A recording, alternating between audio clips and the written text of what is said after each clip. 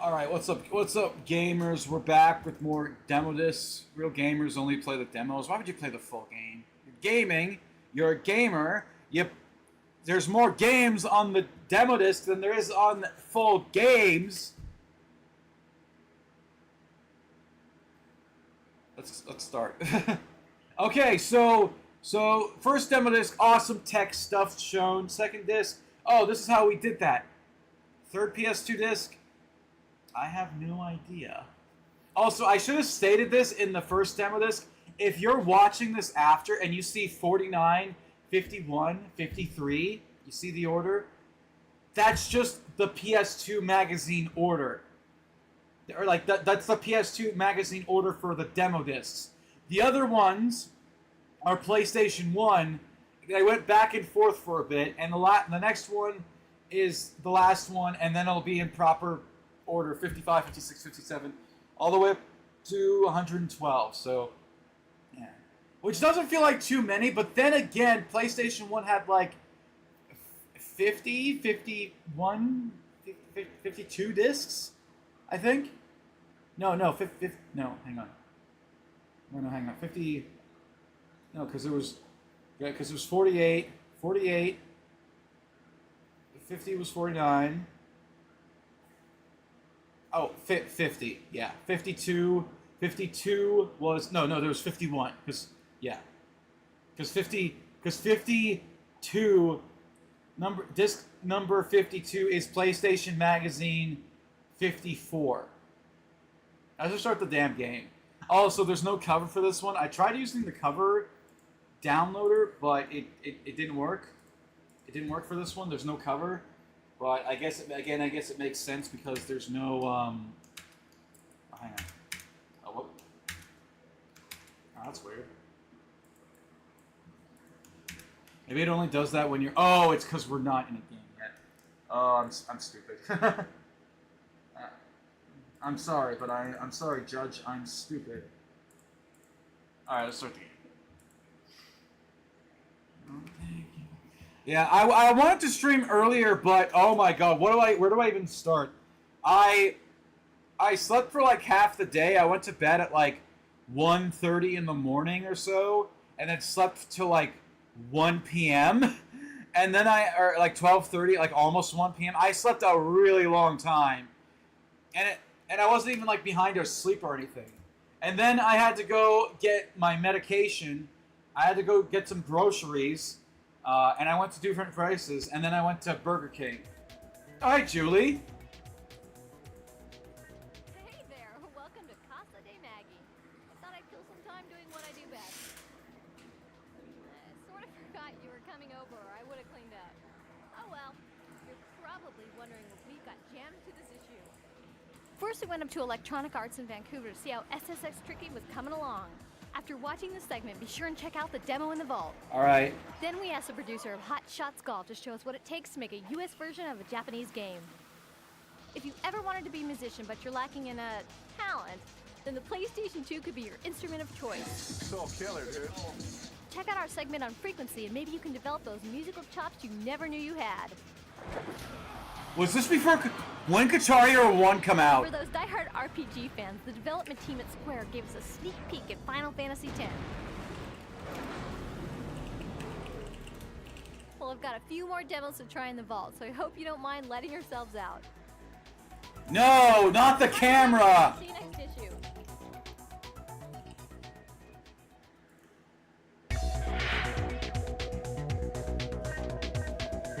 So, Guitar Hero 1 was released in 2005.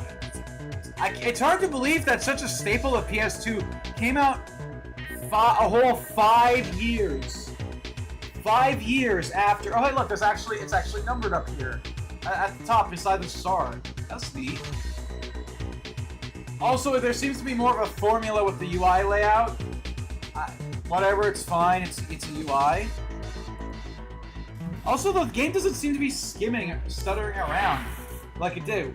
I mean, there's plenty of time for it to do that, but... Celebrity Gamer! Why don't they have Cinnamon Twitches in this? Really? Just one Celebrity Gamer? Like, you could... Why did you make a sub-menu for this? If it's just one. Couldn't you just call it Wayne Brady...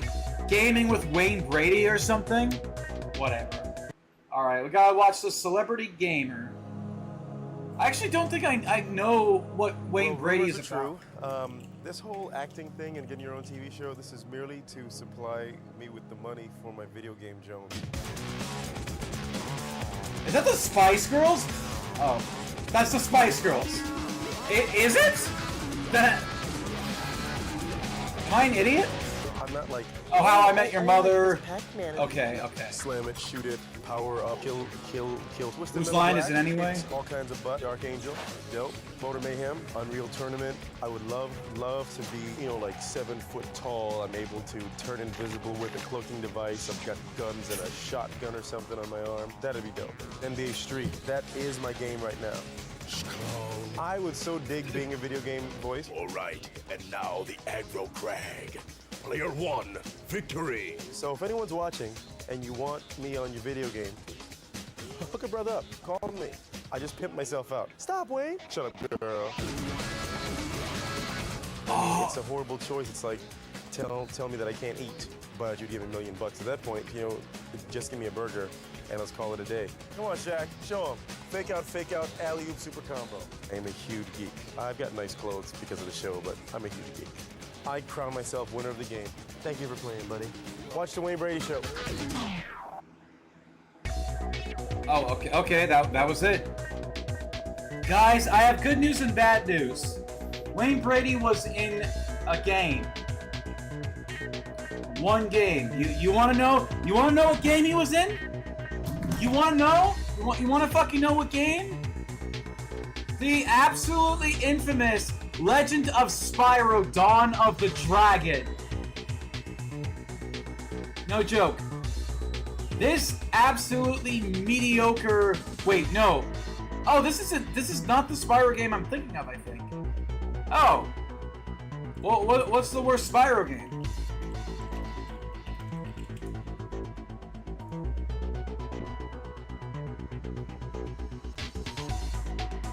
Oh, okay, he missed it. I'm thinking of Enter the Dragonfly. Okay. Yeah, alright, fair enough. Yeah, I'm sure Dawn of the Dragon is more finely built and way more tuned than fine-tuned than Enter the Dragonfly. Also, it's doing the thing. It was fine before. Why is it skipping now?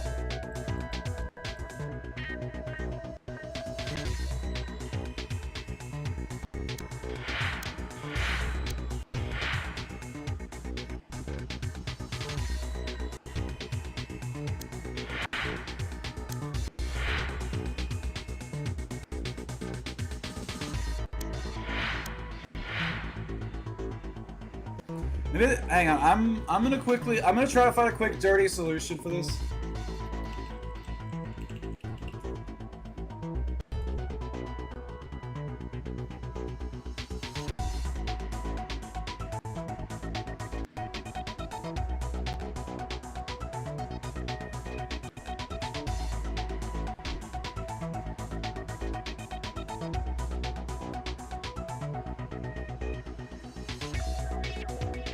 Wait. What? What? It just... Okay. Is it Streamlabs? Or does it just do it every so often? Well, anyway, that's Wayne Brady Gaming. Sorry that you were only in one game, Brady. Seemed like a cool guy. Okay, so here's the cheats. Capcom versus SNK. Groove edit mode, infinite groove points, extra options, extra character unlocks. Smugglers Run 2. All tracks, vehicles unlocked, NBA Street, all item. They probably did that for Wayne Brady. All items unlocked for create a player. All special teams unlocked. Okay. Cool. Let's check out the bulletins, of course. Let's check out the calendar. PlayStation is ready to bring you up close and personal with all the excitement surrounding the biggest football game of the year, Super Bowl 36. If you're in the New Orleans, stop by the hottest show around when the new NFL experience rolls into town on January 31st, 2002. Highlights include the PlayStation touring attraction, the all-new 989 sports truck, the locker room challenge. For some reason, the first thing that popped in my head with locker room challenge was everyone just whipping each other with towels. I don't know why.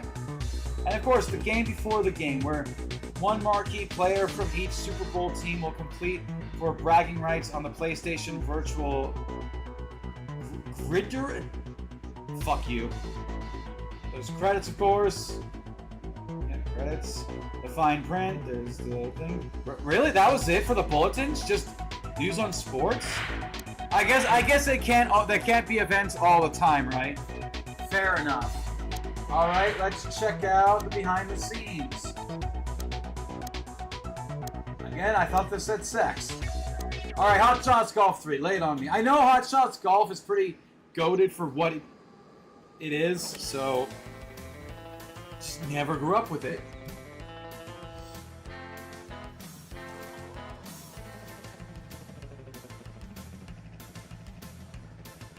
Japan is the capital of the video game world, and many of our favorite games originate there.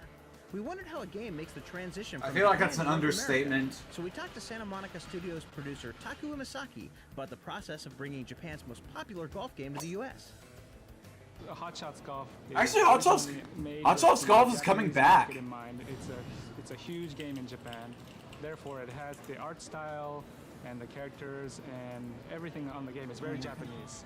So we realized that we had to do a lot to it to bring it over Yeah, to the States. there it is. In addition to translating the text and voices, we have to come up with different art style for the characters.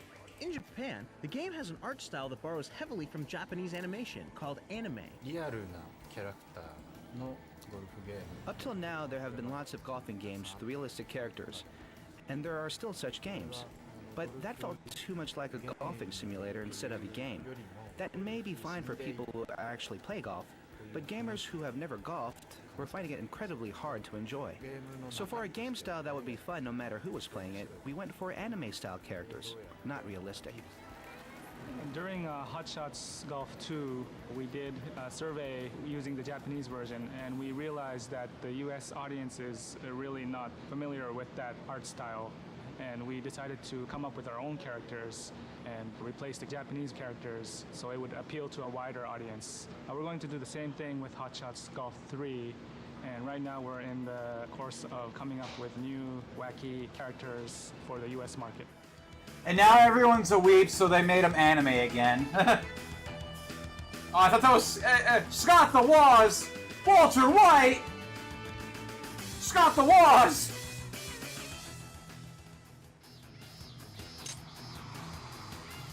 Both the Japanese and American versions have incorporated a brand new game engine that's improved the old features and created some new ones. Rain looks more like rain, and wind sounds more like wind. Also, the time of day feature is a new thing. When you start playing the first hole, it might be morning scenery. But when you're at the 18th hole, you'll see the sunset. It gives you a really nice on the golf course type of experience.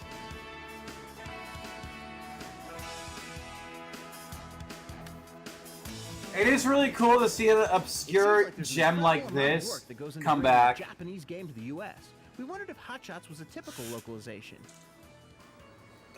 The degree of localization in this game, I would say, is much heavier than other localization titles. For instance, role-playing games are always just pure text translation. However, with games like Hot Shots Golf, the gameplay as well as the character appeal is the essence of the game. This game is huge in Japan, and I bet they have a much harder time creating a sequel that surpasses the previous series over there in Japan. But here, I know there are hardcore game fans that love this game. They're expecting something much better for Hot Shots 3, and my goal is to beat their expectations.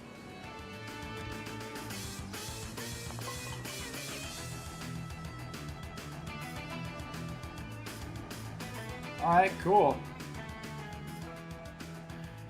March 2002. Yeah, no, again, it's cool that they're actually making it's a nice surprise to see a new Hot Shots Golf in this year. So I don't know. Is it the same people? Maybe. I mean, be fair, you'd be surprised. I know it's like surprise. I know it's not too surprising when as people come and go as decades pass. Obviously, people get older, studios change, higher ups change, directions change. Sometimes people leave, sometimes people are let go. But it's also surprising when somebody is able to stick around for such a long time. So, yeah. Anyway, Final Fantasy X. What is new in this one? We have seen like how many ads for Final Fantasy X? Innovative in video game history. The games have captured fans by always staying on the cutting edge of technology and storytelling. Final Fantasy X is no exception. Although I will say it does make me want to play like Final Fantasy. A storyline and a new combat system. Recently, we went to Japan and talked to the team at Squaresoft to find out how they're keeping the series fresh.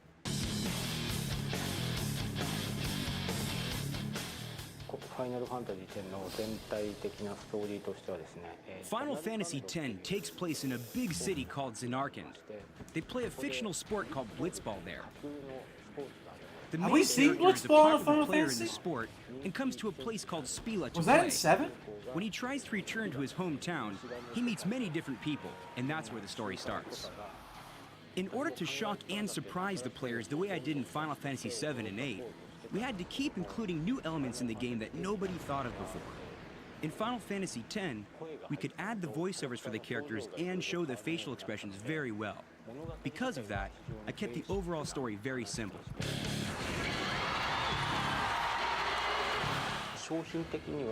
For the theme of Final Fantasy X, all of us wanted to create something that other companies hadn't done. That was our main goal. Independence is the main theme for the story. Independence from society or parents as you grow up.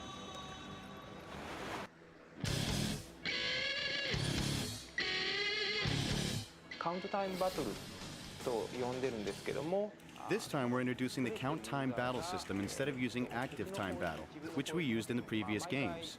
In this system, the player can stop time during any part of the battle. Then the player can open up a window on the screen that shows the order of attacks. So the player can play strategically by seeing which monsters are going to attack and which characters will be able to attack. I want the player to enjoy the strategy of the game. For the hardcore gamers who enjoy the battle scenes, we created something called spheres, which you receive by attacking monsters. This item allows your character to advance more quickly. For example, when you damage a monster 1.5 times more than his hit points, you can receive more spheres. This way the game maniac can be satisfied by rewarding them with faster going characters. For the normal player, if they memorize the monster's characteristics, they can finish the battle scenes quicker. That's what we were considering when we created the battle system for this game. We took into account both audiences. By the end of the game, you will have 7 characters in your group, so we gave each character a special skill. A flyer! That's your department, right? Why don't we let our summoner show us what she's made of? This way the player has to utilize each of the different characters. Nothing to fear, the hero's here! I want the player to think about each character's skills when you battle a strong monster, so you know which character should fight against which monster.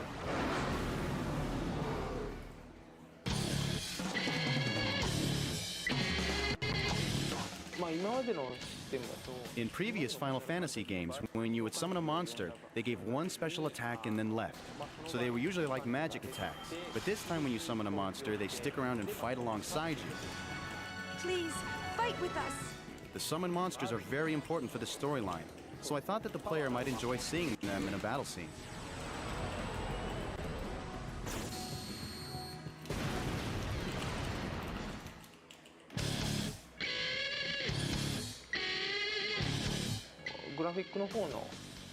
The graphics and designs are much better this time, so the game has a greater impact. A new element that we introduced is an event scene. You will usually see these when you are fighting with a boss.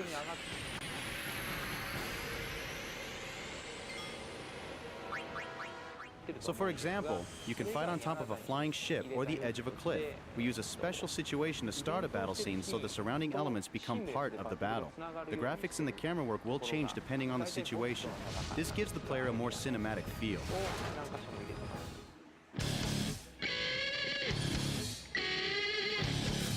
In the Final Fantasy series, we don't limit No, ourselves to just boo. orchestral music or rock or jazz. We use any kind of music that we think is interesting. We use an orchestra and a chorus, as we have in the previous. I mean, this Final guy Fantasy made games. One Wing. Was that guy on the phone? Was one of the dudes on the phone? But this time, we also use some rock and roll sounds to give some scenes a harder edge.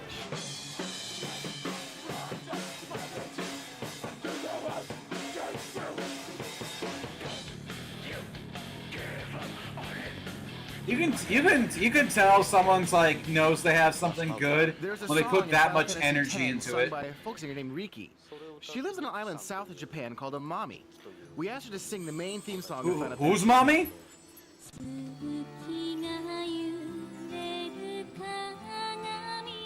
She has such a great and beautiful voice that we're not going to translate the song into English. Even though the American audience is not going to know what she is singing about, they should grasp the feelings and emotions she's Yeah, don't worry, buddy. I'm looking forward Don't to seeing what worry. you think about I it. I honestly and of mean course, that. the song will be on the US soundtrack. Yeah. Right after finishing up production of Final Fantasy VIII, we had a meeting to discuss adding voiceovers to match the beautiful images we could create. Hey, not this way. And now that we have the PS2 and DVD quality, we have a lot more room to store things, so that everything, including the graphics and sound, can be better. We called it sin. The most surprising thing that I experienced in LA when we were recording the voiceovers was that all the actors came to the studio in the morning without any information, and they started right off the bat. And they performed perfectly. In Japan, we requested that all the actors in a scene be in the studio at the same time. But in LA, we recorded each character separately. I was worried how it might work out in the beginning, but it worked out great.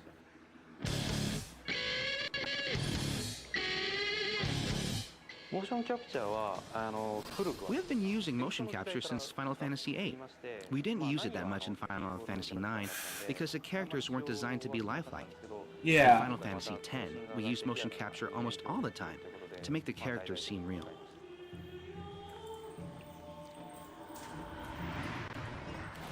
Now that we have the power of the PS2, we were able to have better definition in the battle scenes, with smoother movement and facial expressions for the characters. I really appreciate that we could show these details. Also, we can transition between real-time and full-motion video smoothly now, which makes me really happy.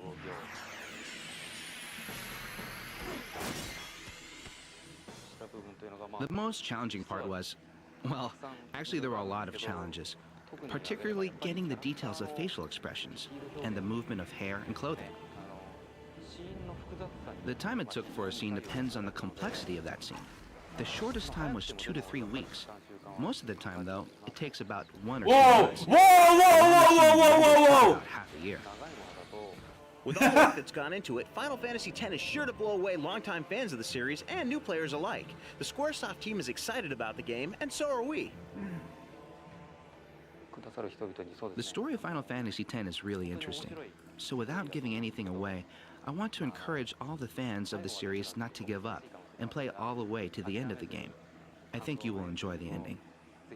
You know, when I see stuff like this, it's like I want to play this, but it's like, oh, I want to play the FF7 remake because I bought part 1 and 2 of that. Oh, but I should wait till part 3 comes out, and I haven't beaten the original FF7. I should do that, but I haven't beaten the first 6 yet. This is what having OCD is like.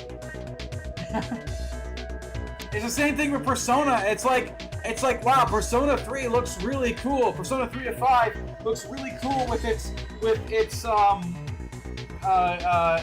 how slice of life stuff. It looks really cool on top of being an RPG, right? But then it's like I want to beat 1 and 2, which I did beat 1. I did beat the first one, and yes, Persona fans, I beat the Snow Queen quest as well. Don't worry. My OCD would not allow me to move on without doing that first. Anyway, so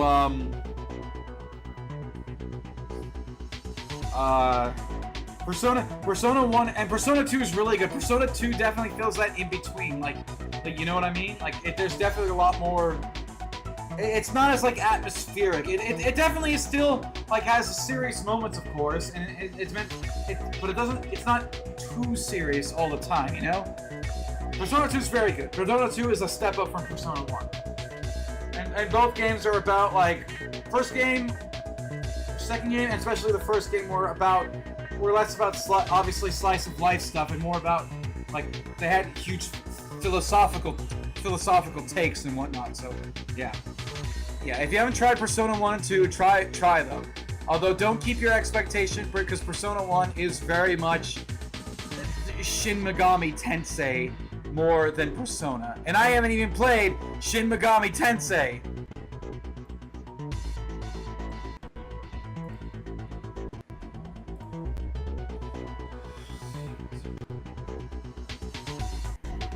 Okay, now let's check frequency. Dude, man, anyone before having a rhythm game, before 2005, or 2004 even, because I imagine that's when, like, you start seeing ads and stuff for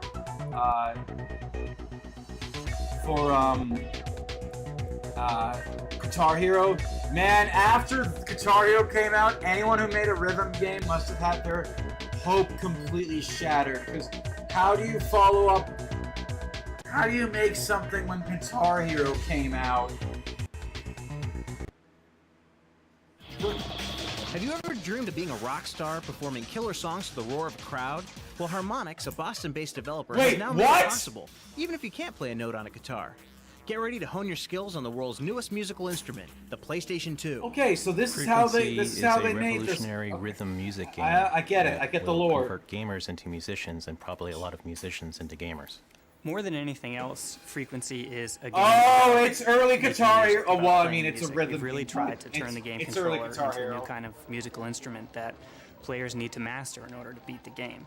We think there's two things that really separate Frequency from a lot of the other music games that we've played. Rock Band! Yeah, these guys are Rock Band! Is that since it's a multi-track environment, you get much more deeply involved into like the fabric of the music because you're listening to each track individually and you can hear what each one does. The other thing that's different is a big part of the game is the remix mode, whereby you can take all the components of the song and put them together pretty much however you like to make your own remixes of the songs that we have in the game. In Frequency, you enter a world that looks nothing like you've ever seen, and by using the easy-to-learn controls, you'll be making music in no time. The gameplay in Frequency is like Tempest meets Dance Dance Revolution, where you're actually traveling down a tunnel of music, and you choose a particular track to play, which is a particular instrument, like drum, bass, voice, guitar, and you have to press the buttons to the rhythm of that particular track to complete that track. Visually, this game is quite different from any of the preceding music games in that it's an intense visual overload experience.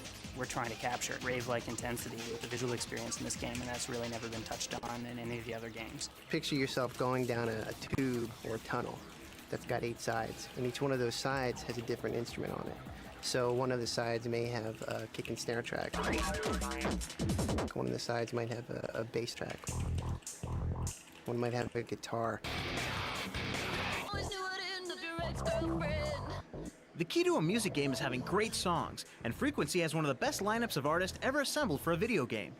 In terms of the music, instead of just using kind of backdrop video game music, we've actually gone out and licensed a bunch of great kick-ass music from some fantastic bands, and so the music that you're playing in this game is real music by top bands that you've heard on the radio, and not just what people normally think of as video game music. The roster of artists who've contributed songs to Frequency is one incredible compilation. No Doubt, Powerman 5000, Fear Factory, Low Fidelity All-Stars, and Orbital all have songs in the game. And many of the songs were written for the game or are custom remixes you can't hear anywhere else. Sony asked us. I wonder if anyone's made songs for this, or modded Guitar Hero 3 and stuff. Curve. I wonder if they'd do a track. They're not a huge draw in the U.S., but they were sort of pioneers of electronic rock in the early 90s, and I've always been a big fan. They did a custom track for us in 2 weeks, and we were thrilled. It came out great.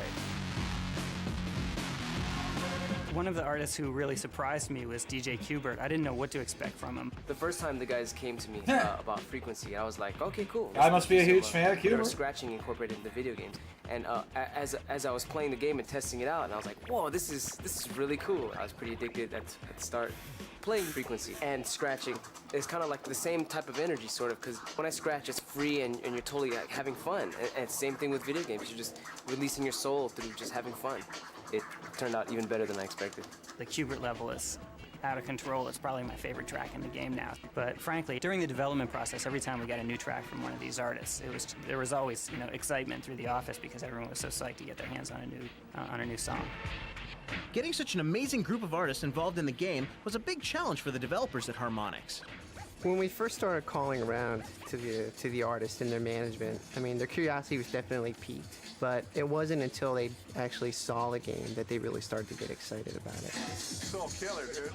One of the biggest hurdles was just actually setting up meetings with these people, just actually getting access to them. Because once we did, everybody saw like the potential of it, and if at all possible, they wanted to be a part of it.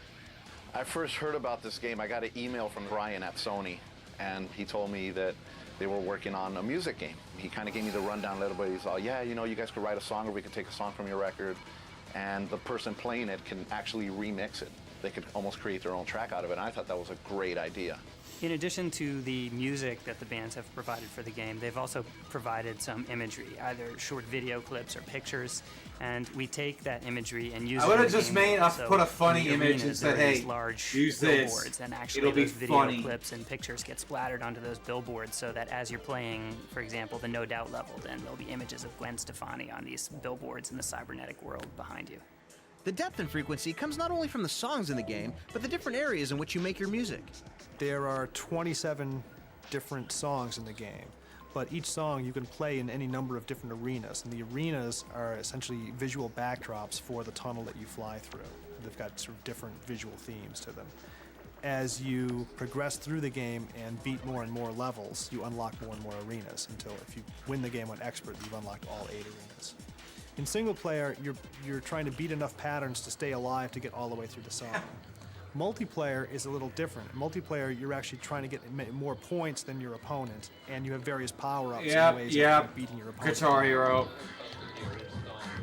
Yeah, so it's after kind of similar to sort of a kart racing game in that way. There's a lot of flexibility in this game. There's a lot of room to add to what's already there. When you're in single player mode, after you unlock all the song, you actually can also go in and kind of jam along with it. You can just kind of improvise. Oh, okay, that's actually neat. And there'll be notes, just like a little solo going in over everything. Or there'll be a scratch track where you can go in and scratch over the samples. So you can just kind of add your own beats over on top of it. You can recreate what's done, and then you can kind of add your little signature on top of that. When you go into remix mode, you can basically just start from scratch and do your own version of that song. As they worked on the game, the developers realized that they were making something completely new, turning a video game into a musically creative experience. I think the idea behind Frequency from the developers was to give people who didn't necessarily have the time or the ability or the skills to write or produce music, to get the enjoyment of actually creating music. You know, I think it's going to appeal to a lot of different people for that very reason, because everybody loves music, you know. Everybody's cool loves music. One of the things we figured out was there's just millions and millions of kids with really good video game skills for which they get no real credit, but it's a real skill. So the high concept that we came up with was, hey, let's build a game that allows you to express yourself musically with a skill set that you already have, namely playing video games. So what we've really tried to do in this game is present an experience to the user which looks and feels like a video game, and they can use the skills that they already have as video gamers to get inside it and master it. But at its core, it's a game about making music, and they realize once they're into it that what they're really doing is not playing a video game so much as playing music. I can't really shit on this. This is just nice. I also have no musical... I don't have a single musical bone in my body. I should have mentioned that. So after this game came out, 2003 was a sequel called Amplitude. Then in 2005, Guitar Hero, which was big. Then Guitar Hero 2, a year later, which... Rhythm Instrument...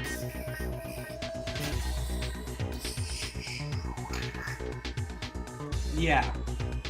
I don't think I need to explain how fucking huge how much Guitar Hero blew up after 2 and 3. Okay, one more game. SSX Tricky. Let's see how a snowboard game was made.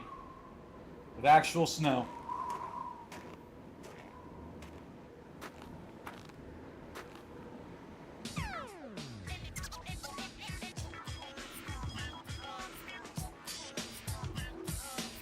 I am definitely gonna get copyright claimed for this video. 100%.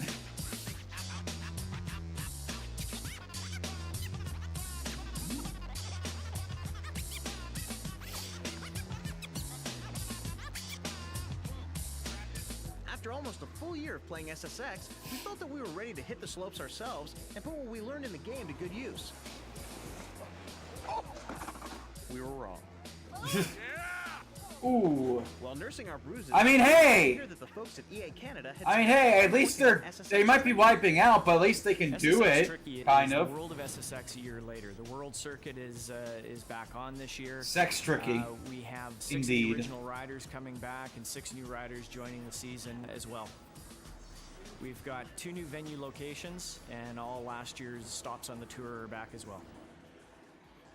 Over the course of the year, you can expect a normal mountain, a real mountain, would have some considerable changes. We tried to reflect the same kind of thing in our courses, but we also did a lot of deliberate work to try and make them a lot more fun and really enhance the show-off aspect of the game as well. Give the player a lot of opportunity to pull more tricks. Well, we couldn't wait to get our hands on the game, so the first thing we checked out was the new tracks. Garibaldi is a new first course. One of the things we discovered with last year's game was that we wanted a much more forgiving first track. Large air, big drops, very fast speeds, with very wide bank turns and that. So it gives a much more compelling first experience for people to kind of get their bearings on the track. We tried to make it easy enough for the first-time user, and yet we kept hidden shortcuts and certain elements that are very effective for the experienced user as well. We have a huge drop right off the bat. It's about 300 or so meters free fall. So yeah, it's a great new track. Not only are there new courses to explore, but a whole new crew of riders to choose from. Out of the 6 new characters we've got, Simon is probably one of my favorites. Last year I felt we had a lot of pretty mainstream sort of characters. This guy brings a real element of danger or unpredictability to the mix, which is something that we're really happy with. This is the stop! Ooh. Simon says, big hairy freaking deal. Look out! I am the man! Luther Dwayne is a good old boy, and he thinks he's quite the competitor. You look like you need protection, you namby-pamby scissor freak jumping boot. Okay, wait, you have to call me all that. I'm just trying my best. I'll give you rough. And you really just try and make sure that your biggest visual cues are going to come across, particularly from your rear view, which is the gameplay view for the most part. Rear view, and you show me Wayne's ass. All the time. It better look good. So I guess Luther Dwayne is probably a good example of that. Luther Dwayne. Showing in the game. One of my favorite new characters is a character that's been described as kind of dorky cool. His name's Eddie Wachowski. He's got a red afro. Upon physical first impressions, you're kind of going, what a dork. After you kind of get a little bit of a sense of his dialogue and his delivery and things like this, he's not so bad. He's just got his own style, his own thing going on. Eddie's voiced by David Arquette. You're not really picking me, are you? Just kidding! And that was a huge contributor to the overall sense of Eddie the character. That felt worse than it looked. Besides David Arquette, other celebrities that were involved in the game included Lucy Liu. This is gonna be very interesting. Billy Zane. Buddha, wax your way to victory. Oliver Platt. And Macy Gray. Ooh, look at them shoes. Where you get them shoes? The surprising thing for me personally was that a lot of them were familiar with the game and had actually played it quite a bit.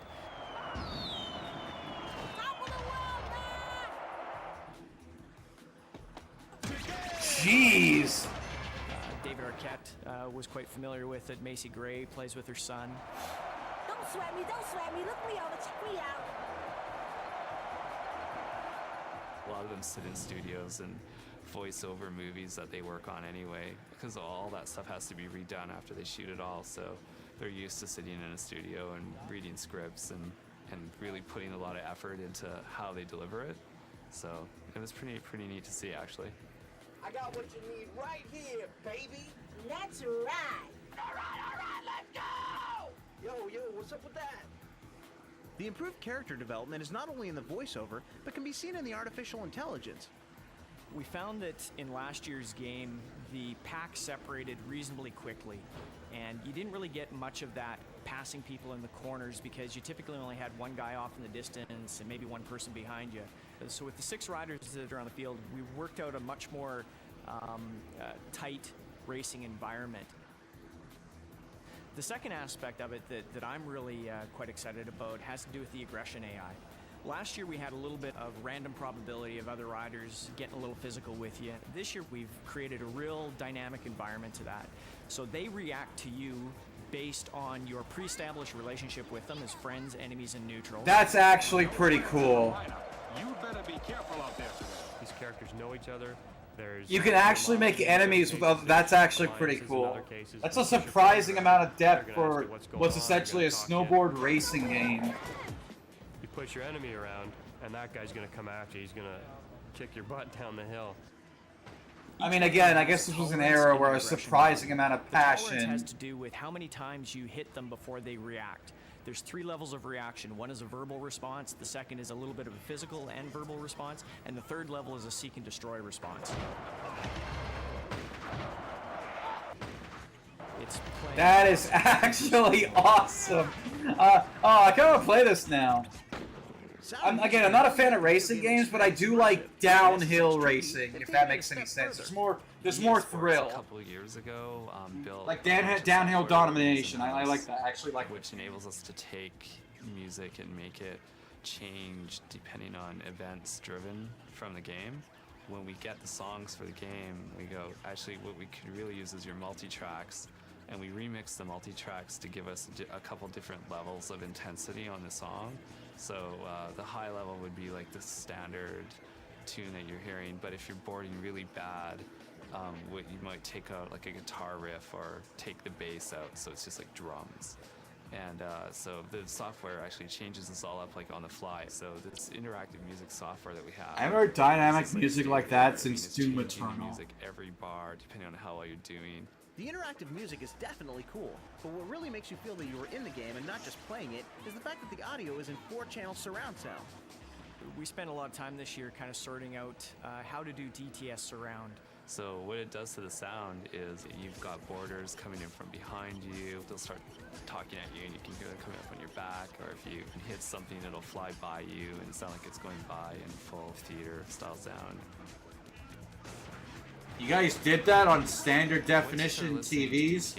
If so, that's very impressive. Because it sounds so good. It's really immersive. It's like you're in the... Or does it only work if you got a stereo?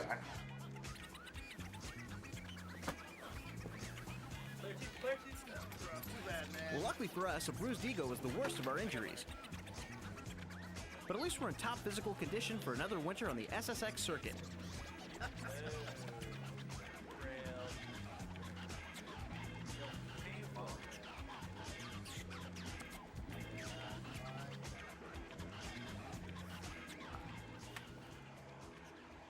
Okay, yeah. That is actually a pretty cool game. And that was it for behind the scenes. Alright. Don't worry guys. Don't worry. The longest fucking... Oh wait, no, we got more cutscenes. Okay, only 3.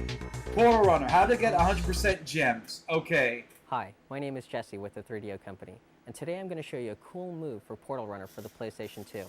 In Portal Runner, it's very important for the player to obtain 100% of the gems collected in every single level. This opens up bonuses and Easter eggs later on as you finish the game. Let me show you how. Jesse, I'm sorry, I'm pretty sure... In many of the levels, it's not very evident where gems are. You can find gems just sitting out on the ground, just like this. However, if you collect all of them, you'll notice that it doesn't add up to 100%. However, there are certain things that you can do to find the secret areas that generate gems. In this level, there are 3 pinatas hanging in the air. Shoot every single one.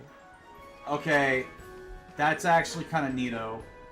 Twice, or are you just doing that on And purpose? it opens up the secret gems. Stand on the portal, and this will help you get 100% of all gems in the level.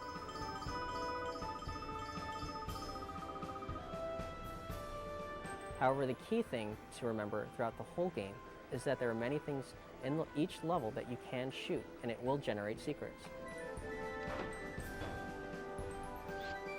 Okay, that's actually pretty cool. Jesse, So I'm again, sure your in game's Portal Runner, if you see good, something but in a level that you I can just... shoot it. This will be helpful for you to get 100% chess level of all gems wasn't. collected within the level, and this will open Also, up there's Easter eggs and Sarge. bonuses later on in the game. Alright, Eco, windmill Hello, my area. name is Nathan from the Tip Team and Consumer Service. Today I will show you a cool move for the game Eco for your PlayStation 2. The problem we have here is getting across the large chasm by the giant windmill. I'm going to show you how it's done. Take a look.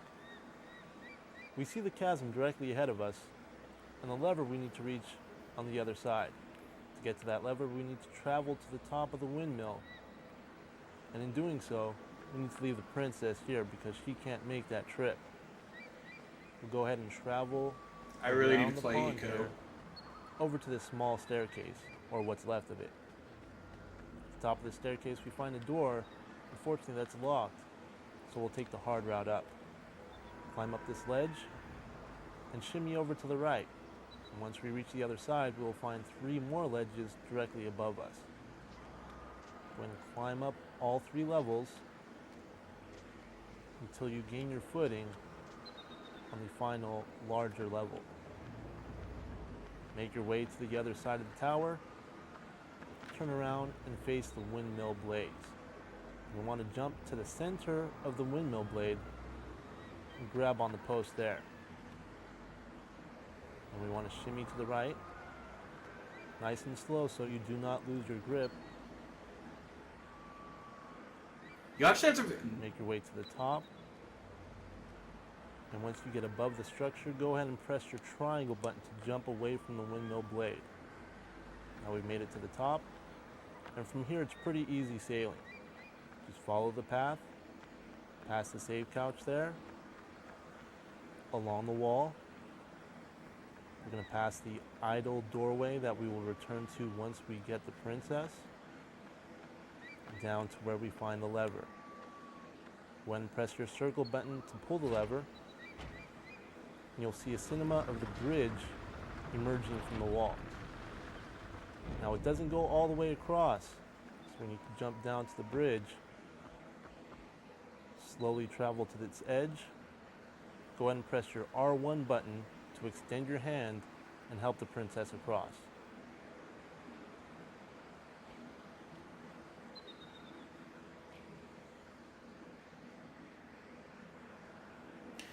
Imagine being a dick and just pulling her arm away last second. From there, you can travel back to the idle doorway. The princess will work her magic, open the door, and you're one step closer to escaping the castle. Now that you've seen it done, go ahead and try it yourself. Good luck. Okay, SSX Tricky. How to perform Uber tricks. Hi, I'm Steve Anthony, an assistant producer with Electronic Arts Canada, and I'm working on SSX Tricky. I'm going to take you guys through a couple of Eddie Wachowski's Uber tricks today. So we'll go right into the game here. First thing you'll notice is that the adrenaline bar on the right-hand side is all filled up. That means my Uber tricks are ready to go. So go up, want to hold down X to max out the jump, hit R1, and then square. So that was the hand-to-hand air Uber trick. So the key is always just to keep landing the tricks. You'll always maintain your adrenaline bar being maxed out, which is what you want. As long as that tricky is spinning, you're good to go. And I'll do it again. Here's holding down L1, hold it, and then square. Jeez! The gut buster. You could do some ridiculous shit in this game. I like that. And that's the way to do sweet tricks in SSX Tricky. Hey, So- pauses it, and you immediately see debug menu. I mean, I get it, they're devs, but I don't know, it's just funny to see stuff like that. Stuff you're not supposed to see. Okay, guys. That's all the movies. Now let's check out the actual games. I chose to play the That game. immediately started. It Tiki didn't Barber. choose me. sure, things weren't always easy. Friends, fighting, school, drugs. But the game taught me the fundamentals of life. Honesty, teamwork, trust. I knew drugs, even weed, would get in the way. This is just this drug commercial. What? This is just a what? Football. Okay. Anti-drug. Okay. In all fairness, Now I'm the teacher. we did see an ad for anti-smoking where they were piling body bags out in front of the cigarette company in PS1. But you just don't expect it. Okay, here we go. Grandia 2. Hey, I haven't seen that old ass logo in a while. I think I've heard of Grandia, right? There's a new one, isn't there?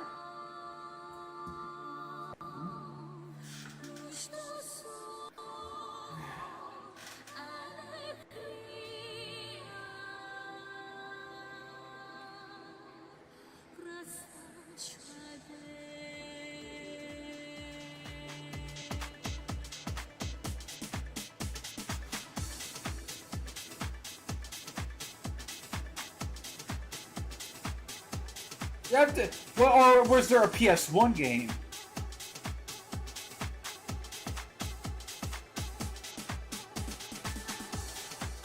I knew it! There's Grandia on PS1.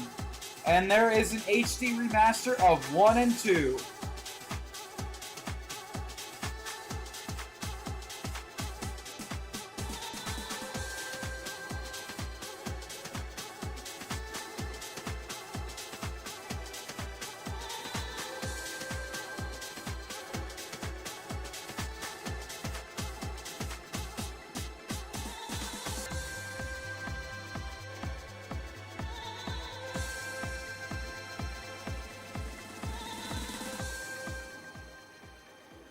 There's no remaster of 3.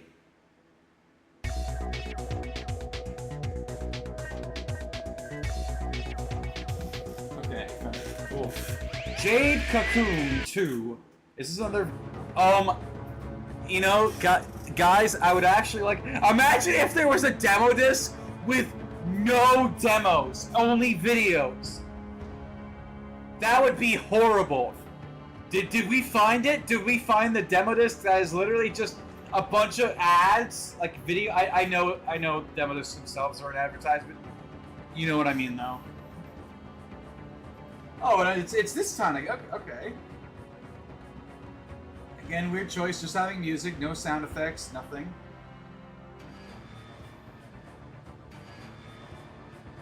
Again, it could have just been an artistic choice, but come on. It feels... Oh, Ubisoft again. Oh, shit. Nice. You know you were going to get something good when Ubisoft's logo looked like that. Oh, God. Hey, we saw this last time. Is this a... It's actually a game! Holy shit, it's a fucking miracle. It's actually a game. And we went... That's evolution. We went from a video in... the other demo disc to an actual game. Damn, and we're an hour in. Fuck. Okay. Or should I say Okage? I shouldn't. Oh, those are some broken shadows. And we found the local crack addict. Also, I feel like I should turn down this game a bit. It looks loud as fuck. Okay, so we found the local crack addict.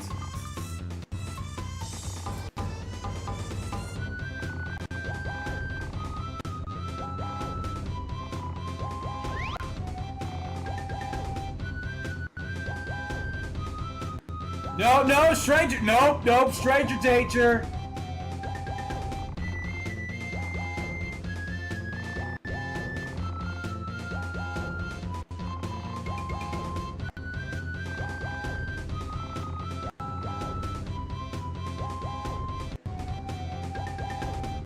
Alright, well, I know in real life it's better to befriend the crack addict.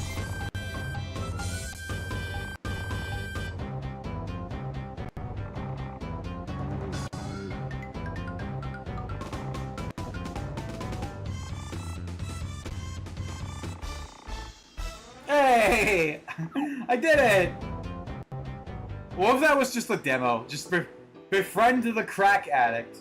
Okay, really? That's how it starts? And it's near the end of this level?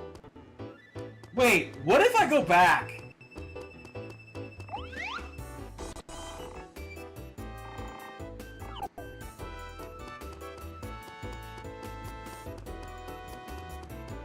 Okay, so you can do, like, you can adjust the camera, L2.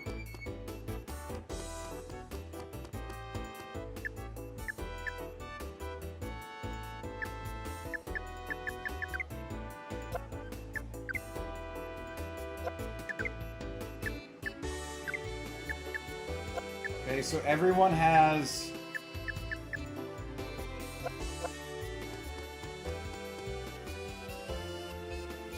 Oh. Oh no, we are supposed to go this way.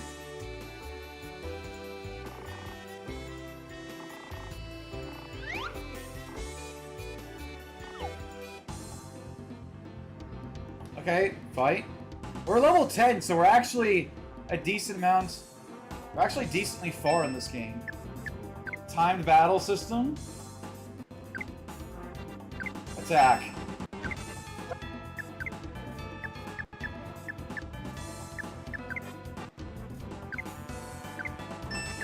And what does the crack addict have? What do you know? Stuff for making crack. Sure.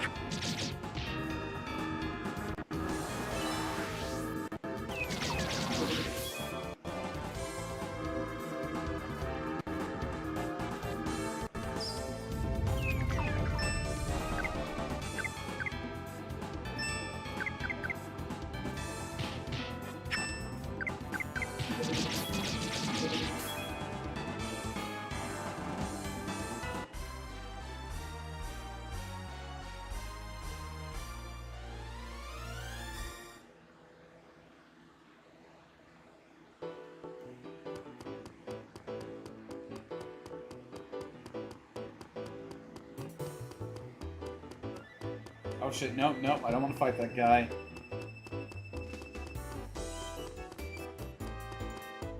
It is pretty cool that they have, like, actually overworld, characters rather than... What does that do? Okay, so that... I have a feeling there's a time limit somewhere. Oh, fuck.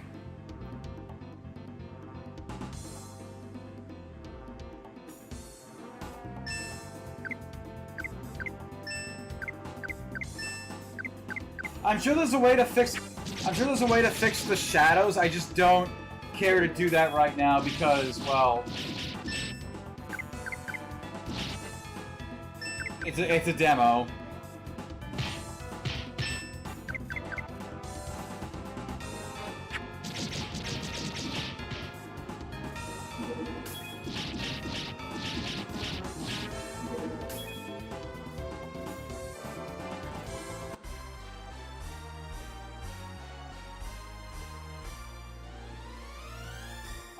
Again, I was saying, he's freaking local crackhead.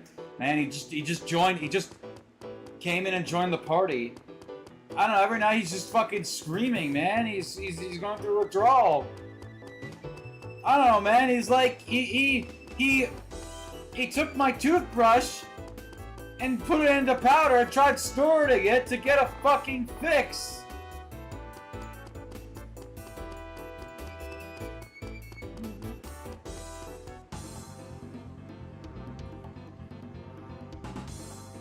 He's trying to get my sister to suck dick for more crack. Okay. Is there... Escape.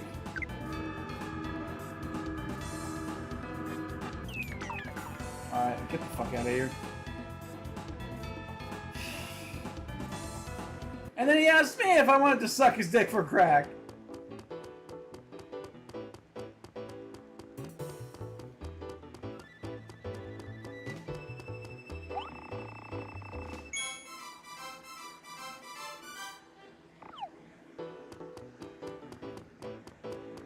Okay, I don't know if the red mark is... Oh, I'm guessing that's another area. That's what the red mark is. It's supposed to. I have a feeling we ran all the way back here for nothing. Run away.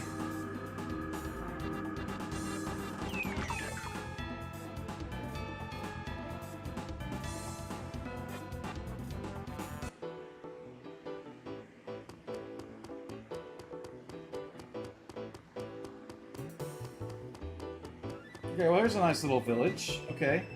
What the f- Why did I fall- What? Why did I fall over? Was that just part of the cutscene?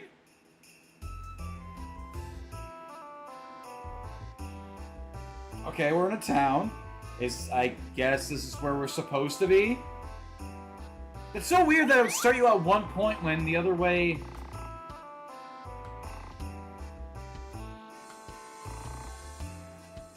And you know what else smells fishy? Your sister's vagina!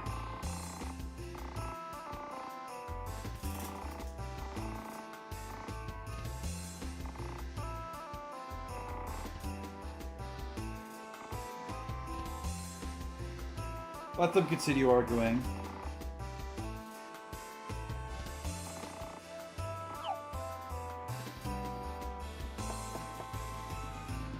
Alright, there's an inn.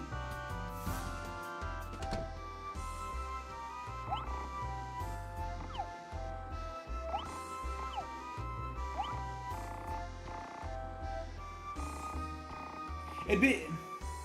Sure.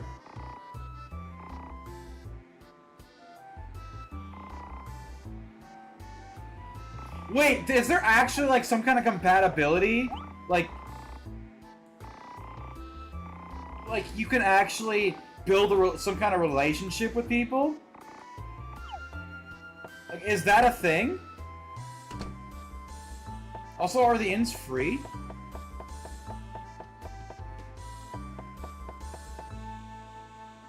And where is my character's nose? That's the most important question of them all.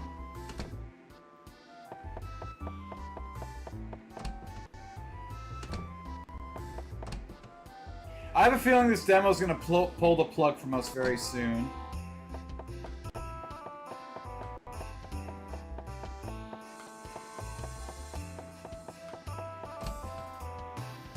Go to the shop.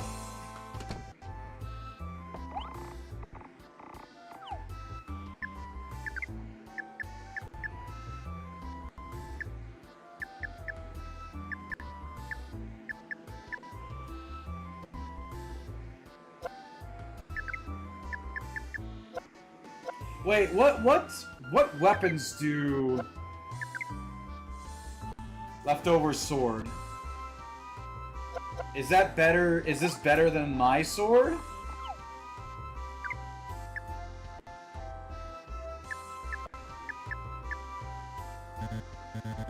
Okay.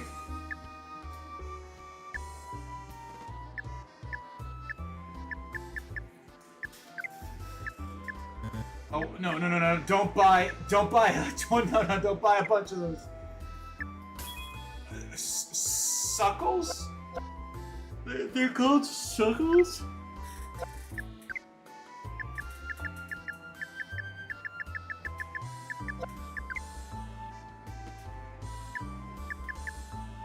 Okay, how do I equip? Oh, there it is.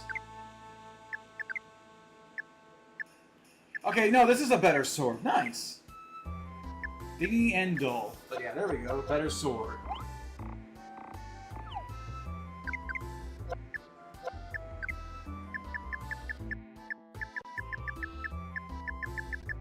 Well, can I not sell my old sword? Oh, no, I can. It's worth, like, nothing. It's...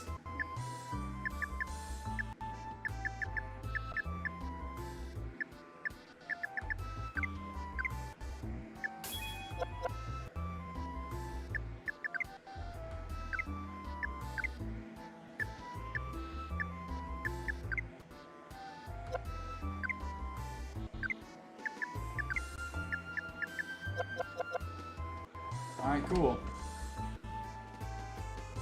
Yeah, I know, I could have sold the outfit. I don't care.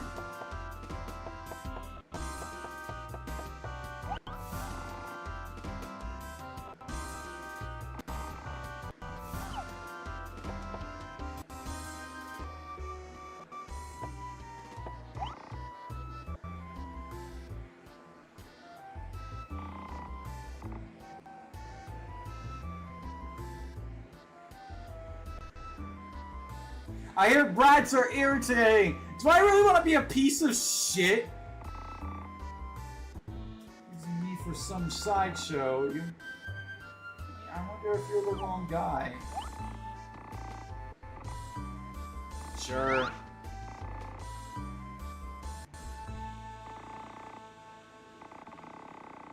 Oh, okay, cool.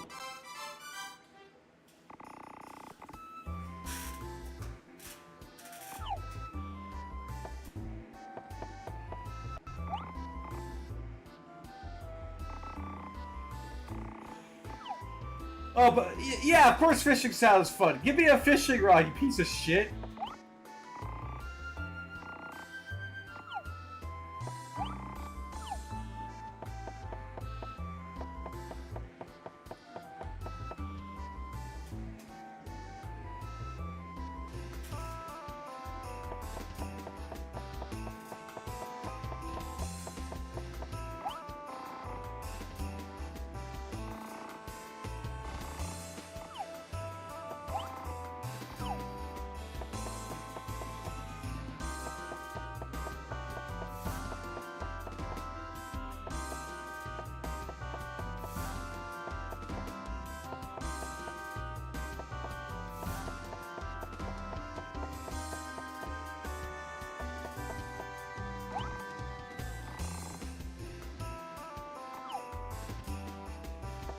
Fine, I'll go around.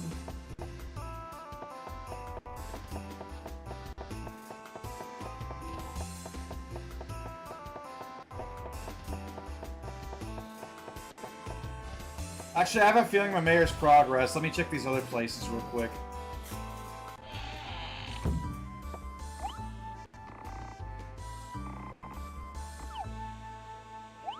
These characters have, I swear, these characters look odder than fucking Psychonauts. Get the fuck out of the way.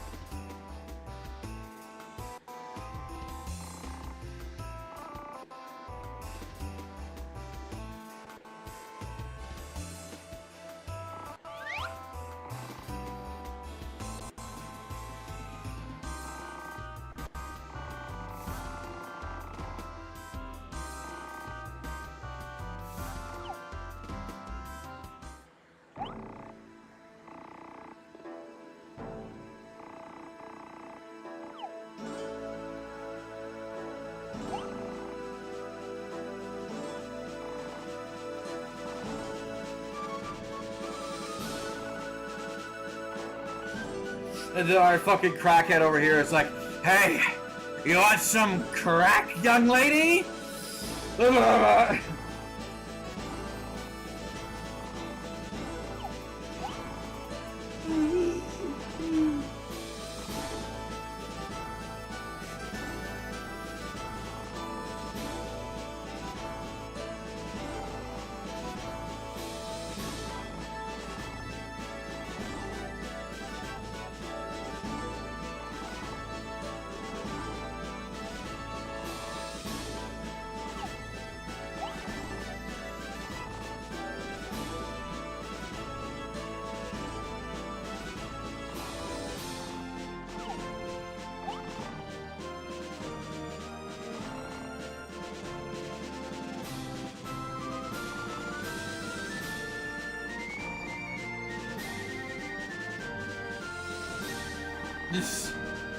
Wait, you want to do an exam?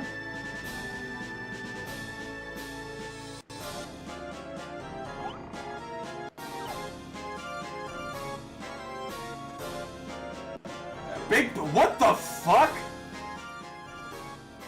Well, it seems the story will have to end here. What? See, I don't care, and then stuff starts happening. The story for this unlucky boy for another time.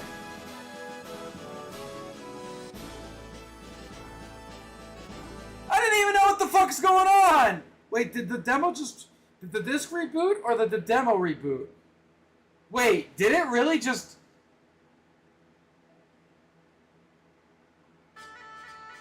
So the game reboots instead of just sending you back to the menu?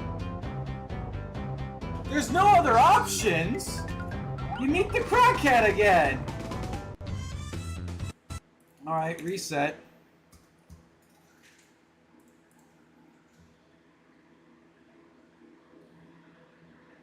Okay.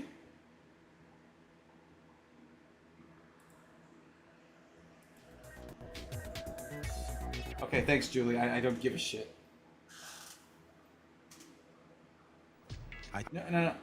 What? Wait, where'd the sound go?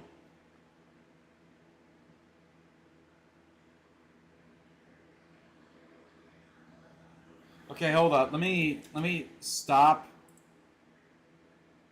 Shut down. And now I will boot the demo again.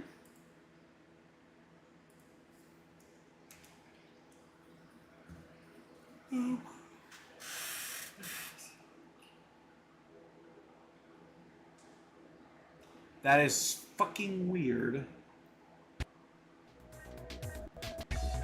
Okay, there we go. There's the sound.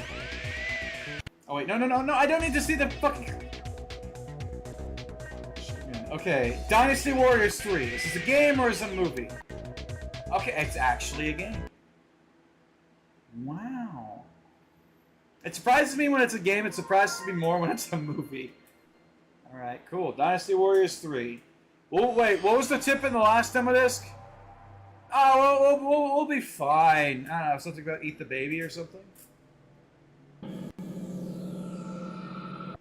Okay, I don't care. Let's start the game.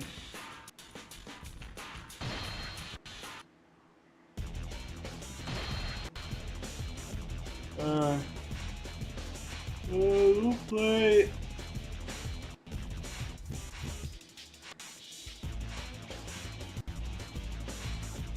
Sure. Oh, that's actually cool. You can play with a friend. There was a thing at the top right.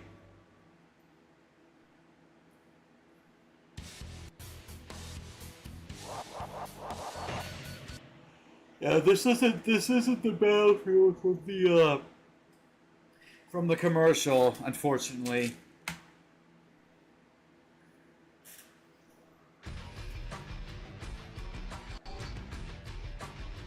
Okay, again, I don't care. What we see. This battle is not an act of aggression. Oh, but I'm gonna act very aggressively. We will attack their spirit and make them submit. Okay, what am I doing? I'm charging up? Gotta wait like 10 episodes? Okay, so you could charge up, get more powerful? Bow before King Mengwo. King Mengwo! Fuck you!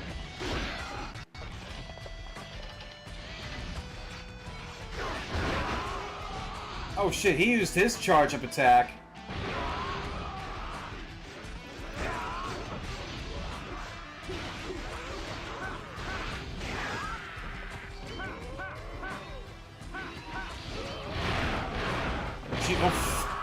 Dude, Mengwo doesn't fuck around. Does this do anything, or is this so I could just...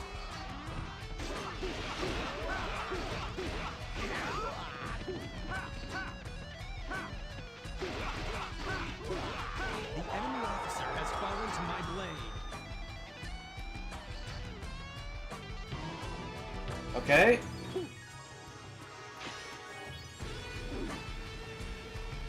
I've seen your tactics. Next time, I'll defeat you.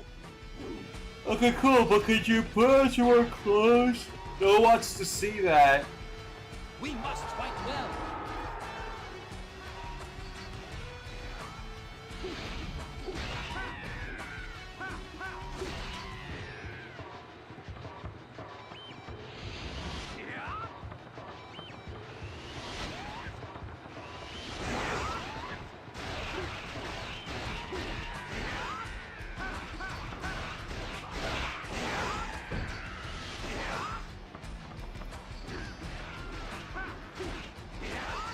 Okay, I can see why Table enjoys this series so much. This is fun. This is a lot of fun.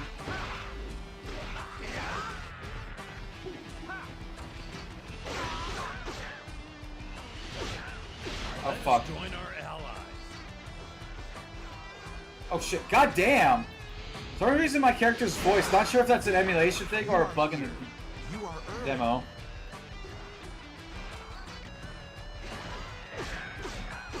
Jeez!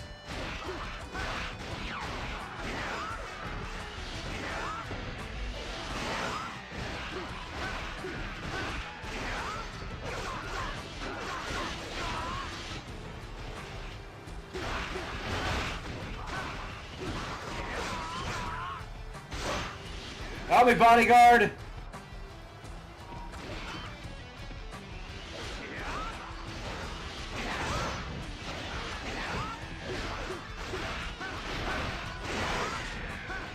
And I'm assuming once that time is up, the battle is over, and the demo will be too. You're pretty good. Give me that armor. Hell yeah. I need health.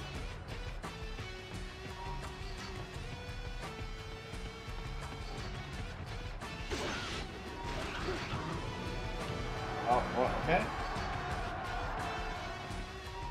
What? What are these monsters? There are elephants? Buddy, you never seen an elephant before? Shit. Oh, we're gonna die. Please, be careful.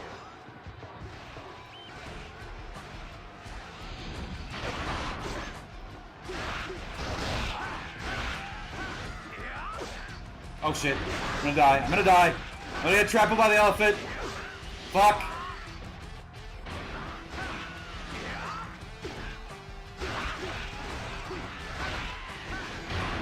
Shit. Oh, I thought those were my troops. Nope.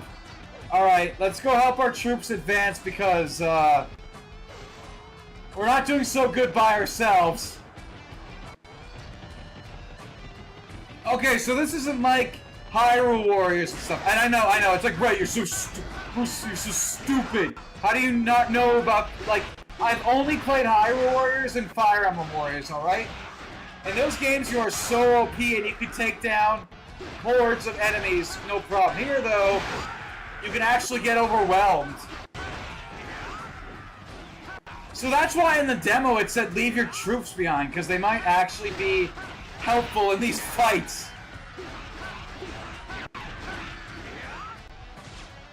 You're a better general than I have heard.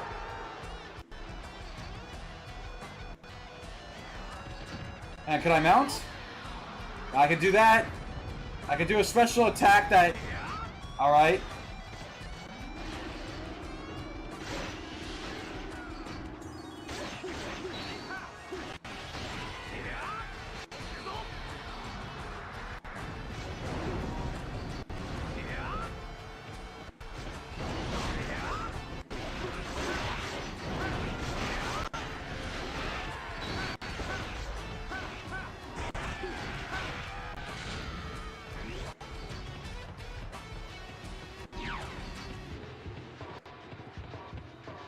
We must fight well.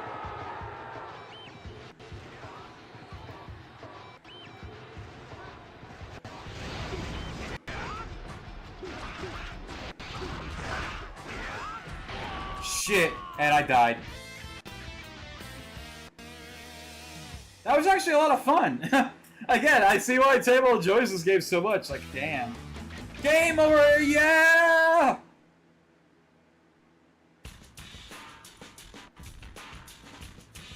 Alright, cool.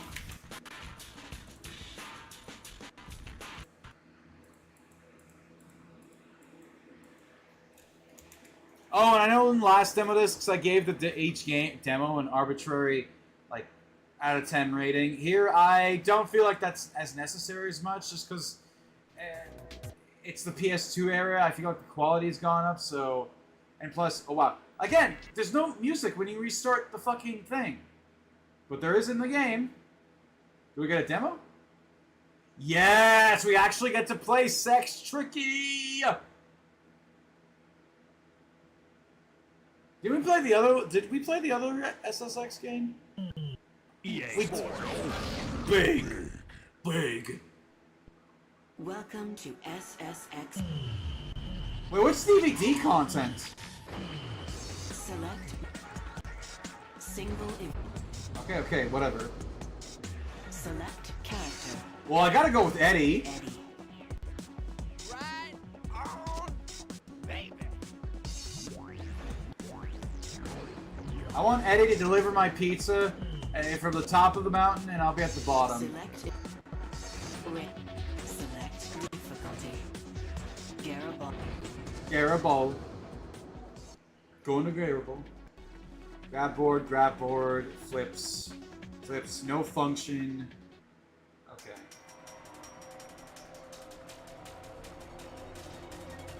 Okay, well I got a bit hyped up from the demonstration we had in the video. Let's see how the actual game is. I'm probably gonna do very poorly.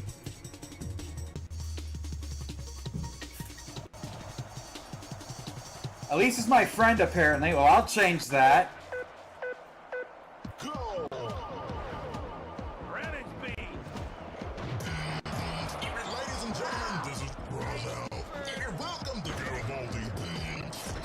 Oh, shit. Oh, shit. Oh!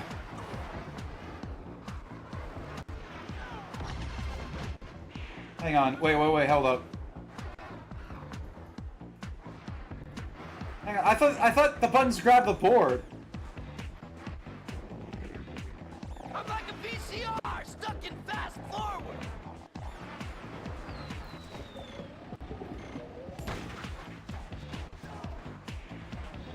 Okay, we're doing stuff. We're doing stuff. We're not doing the crazy. We're not doing the crazy tricks that the dude did in the demo, but we're doing stuff. Oh, okay, well, that was nothing. The triangle looks behind.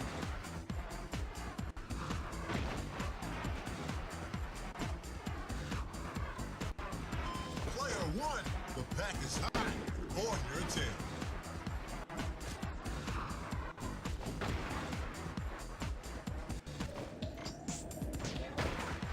That trick's like a bad habit. Well, I don't know how to do any other tricks. Where's the debug menu? Just kidding.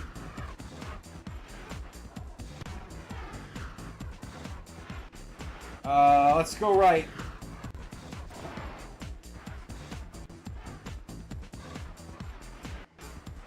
Wait, why am I running out of time? What?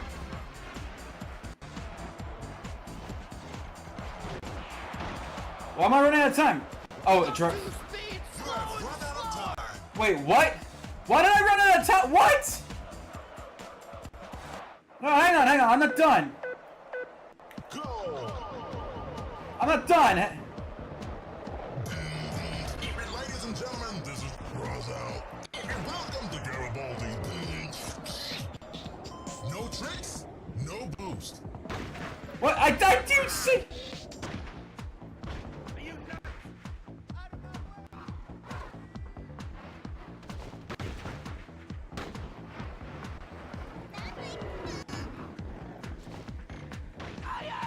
Okay, hold up.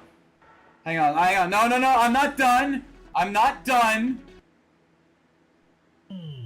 Welcome to I'm not done.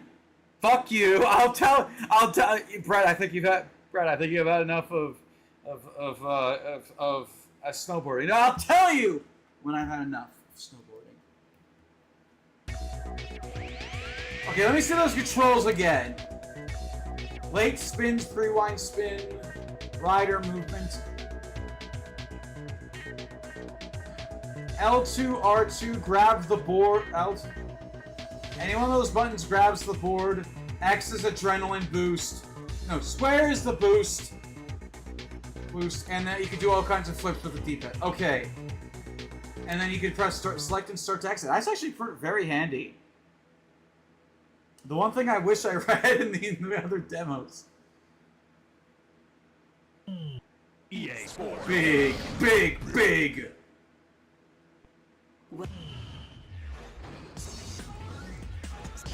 Eddie. It's okay. I think I understand how to play the game.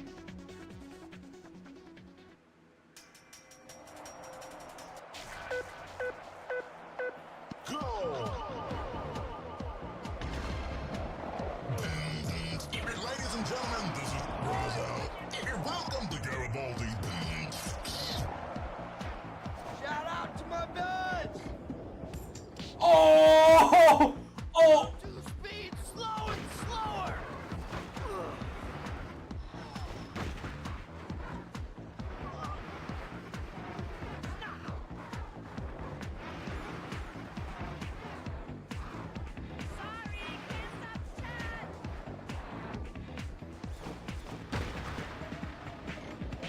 Oh, fuck.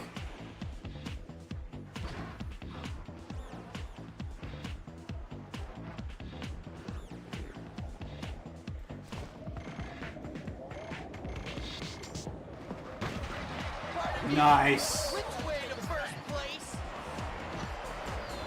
I'm the hardest working man. Oh shit. Sorry, Eddie. Red leader to base. I'm in.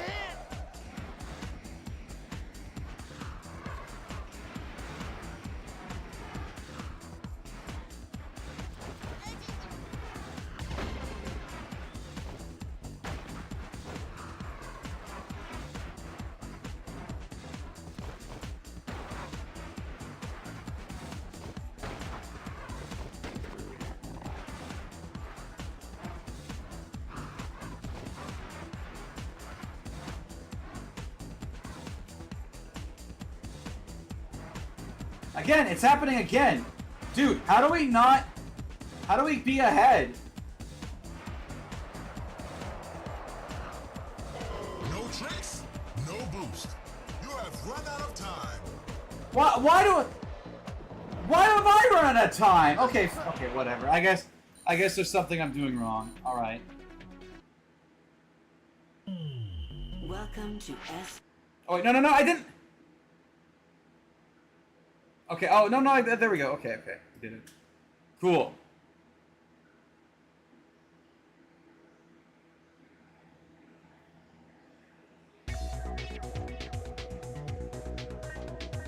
Oh, Time Splitters 2. Half-Life? Batman? Oh my god, there's so much good shit in here. I found this has to be a movie. There's no way.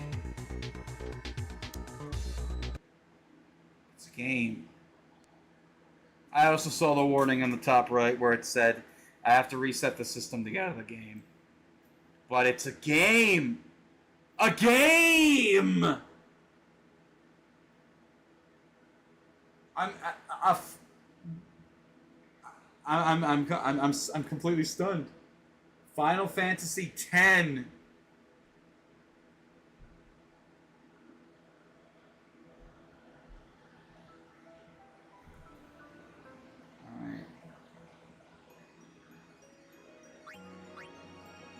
Sure, that it means nothing to me.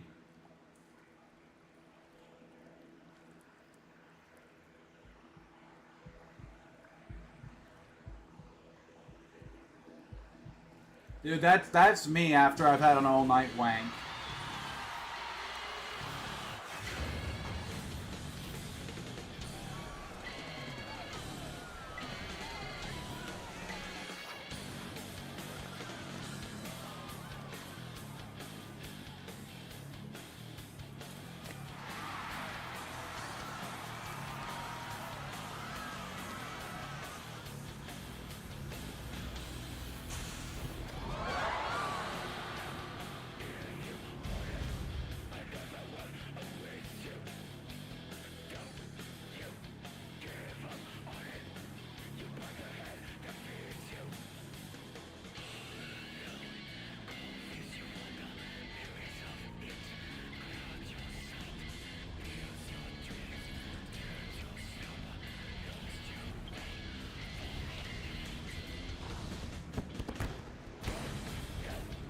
Okay, okay. Can we...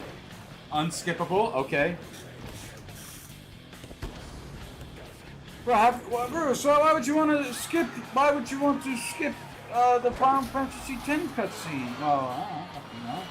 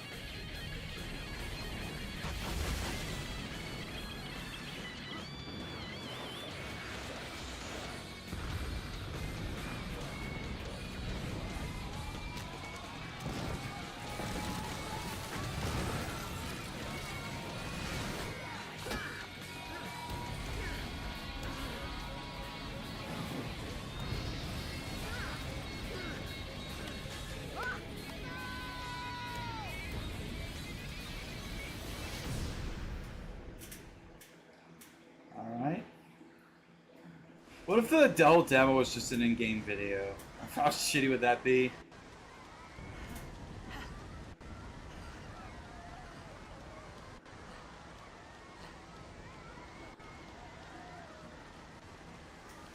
Also, hang on, hold up a second. I might actually know potentially why this is happening.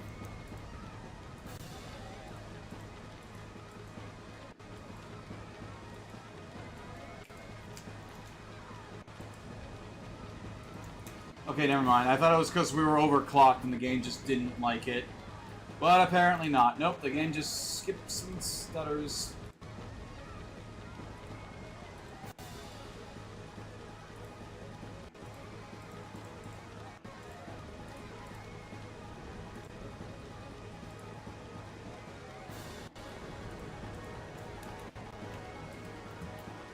Alright, let's go.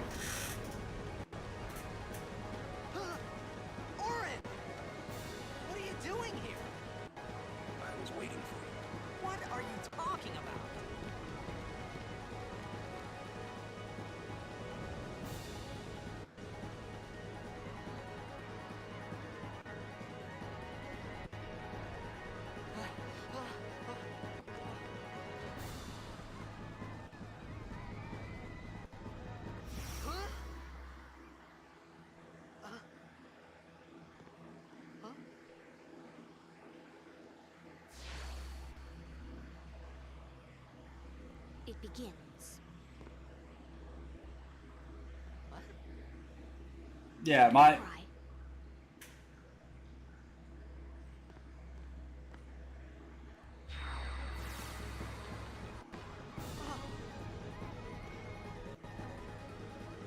That was fucking weird. What the? Is it crazy that the most I've played of Final Fantasy games is some of 1, a decent amount of 7, and the demo for this game? This is the most... This is some of... Oh, that's funny.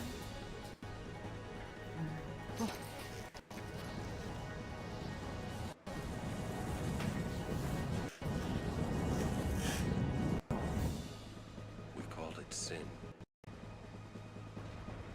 Sin? Sin?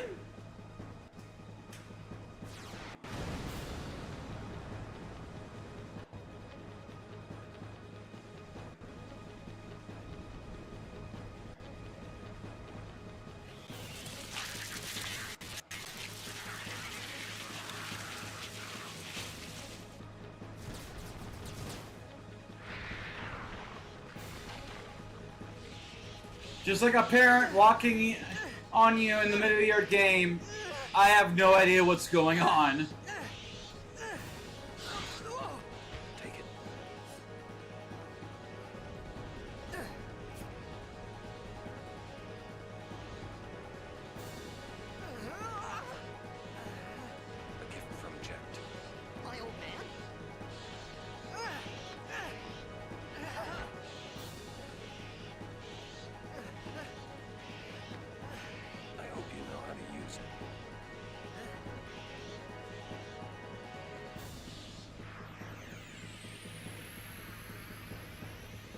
moves don't matter.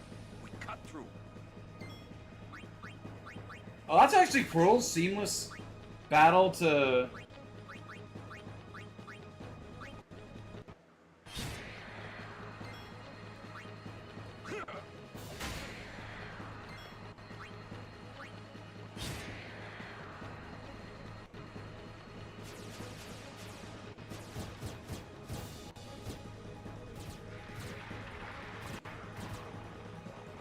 Don't bother going after all of them.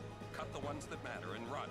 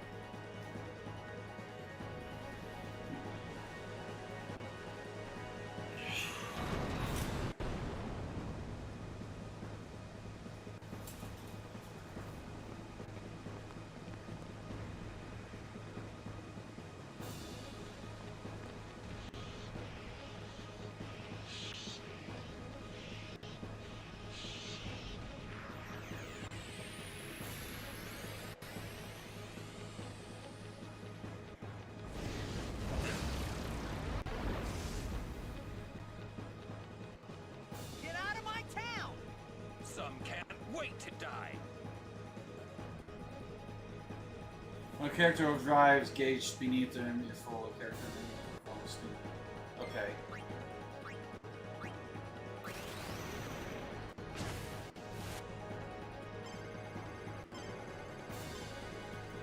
Oh!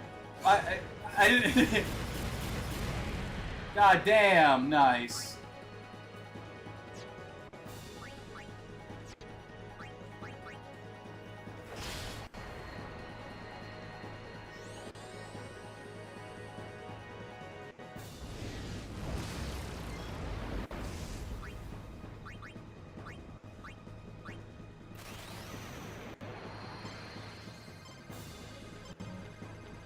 Oh shit! I absolutely fucked that one up.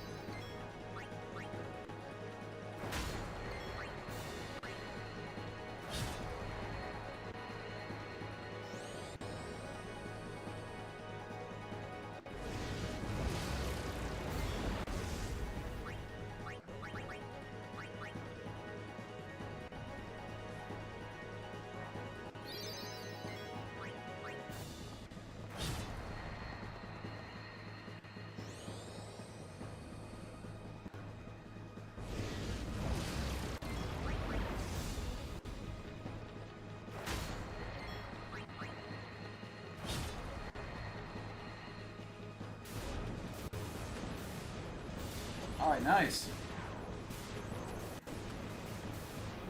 Yeah, like, playing the demo of this would have fucking blown my mind so much. Like, god damn.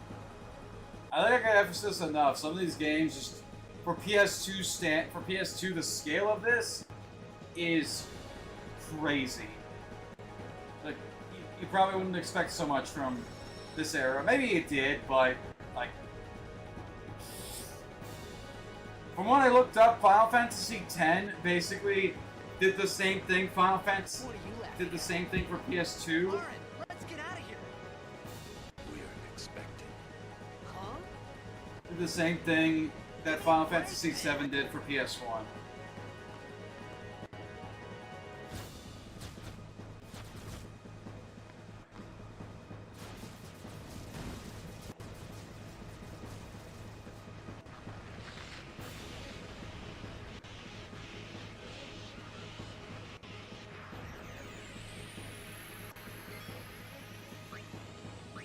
What was that? Wait. Wait a minute, wait.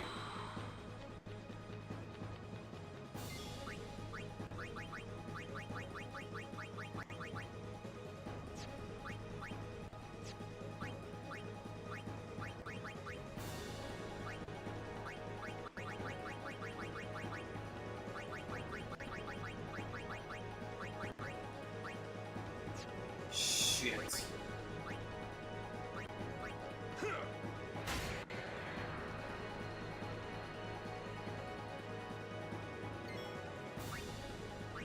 What, are they supposed to just keep attacking?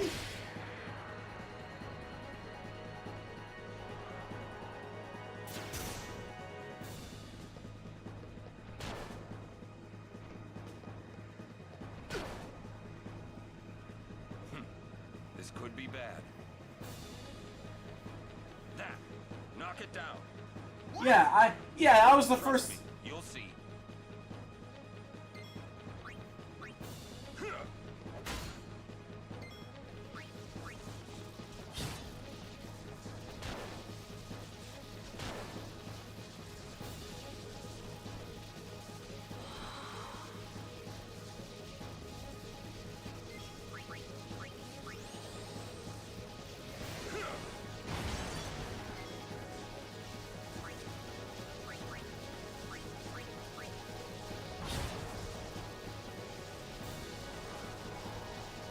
I love fights in RPGs where they give you some kind of object in the fight that you can attack that will help you in the fight, and like long run will help you in the fight.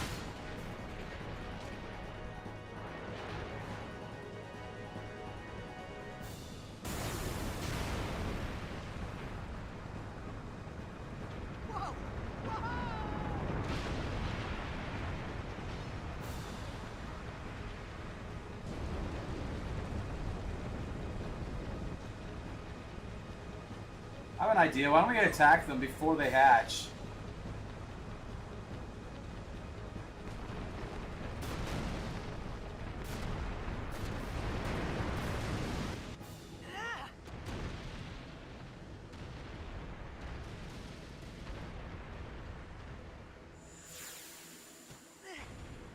Nice.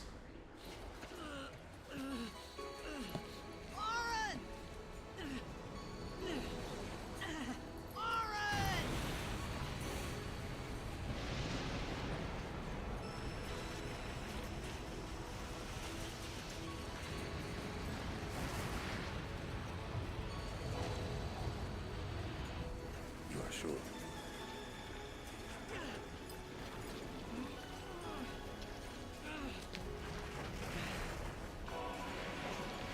This is it.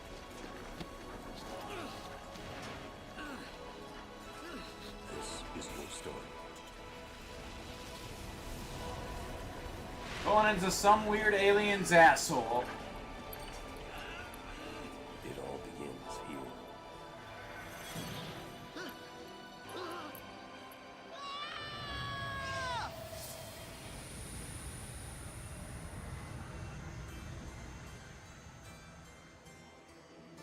Wow. Press the reset button to return to the main menu. That... I have no complaints whatsoever about that demo. It did exactly what it needed to do. It showed enough. I don't feel... Okay, I'm gonna actually feel silly. I know I say a lot of ridiculous shit on this channel, but I don't feel blue-balled playing that demo. I honestly don't, because that was actually, that showed just enough. It showed us the in-game graphics, gameplay. It gave enough to. It was basically the intro for the game. It showed enough that it's like, yeah, I want to keep playing the fucking game, you know? That might have been the best demo ever we've played so far. It might have been. I don't know if that just says how good Final Fantasy X is, but my God, I need to play through the first. I need to play through the first 8, not counting the no. The first 9, not counting MMOs, of course. The first 9 to get to this. God damn. That was fucking cool.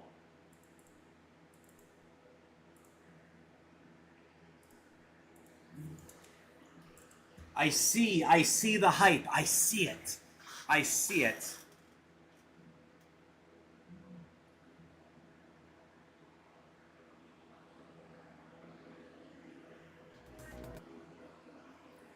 Again, still have no idea why this audio glitch is out. Okay, and after that it's Crash Bandicoot: The Wrath of the Cortex. Not a bad game, but man, oh, it's actually a game. Holy shit! That is fucking crazy. But man, after Final Fantasy X, there might as well not be any other gameplay demos in here other than Final Fantasy X. But then again, that was extremely linear with like basically no... I mean, there was another thing, but I'm fine with stopping there. Like, we played... I feel like we've played enough. Right?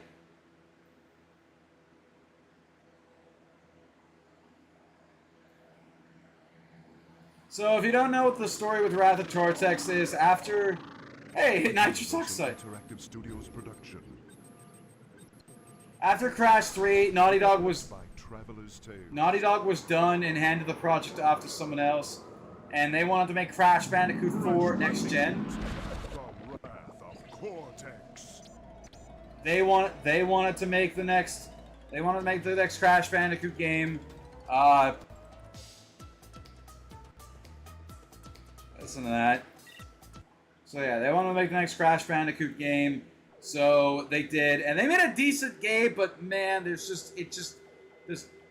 poor quality in some areas, especially the submarine level. It'd be funny if the submarine level was in here. Oh, look at that overlay. I have played the full game. This bug does not happen in the full game. I'm telling you. Emulation, weird emulation shit with emulating a demo versus the full game. You don't think there would be a difference, but apparently there is.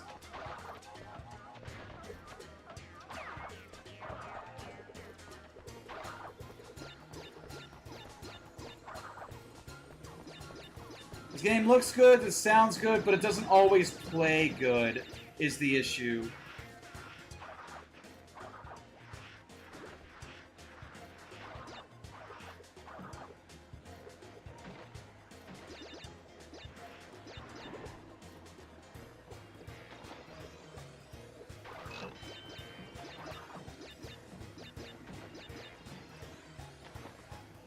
Oh shit.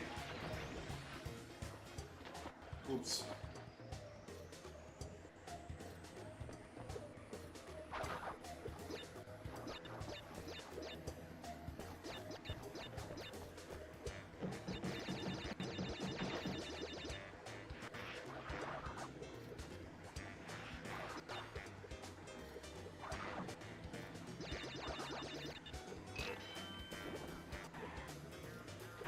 Oh, for fuck's sakes. Hang on, real quick. Anytime there's a graphical glitch, I'm gonna look this up on PCSX2's wiki and see if this was a glitch or is a glitch when playing the game.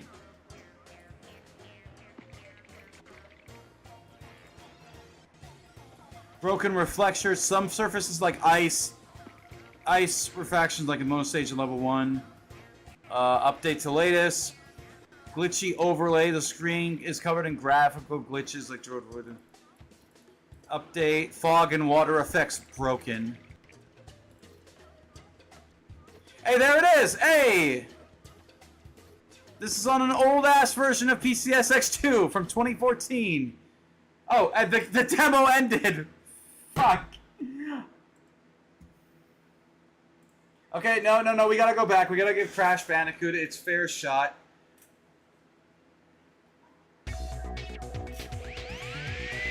Yeah, let's try the other level. Maybe it won't be so graphically glitched.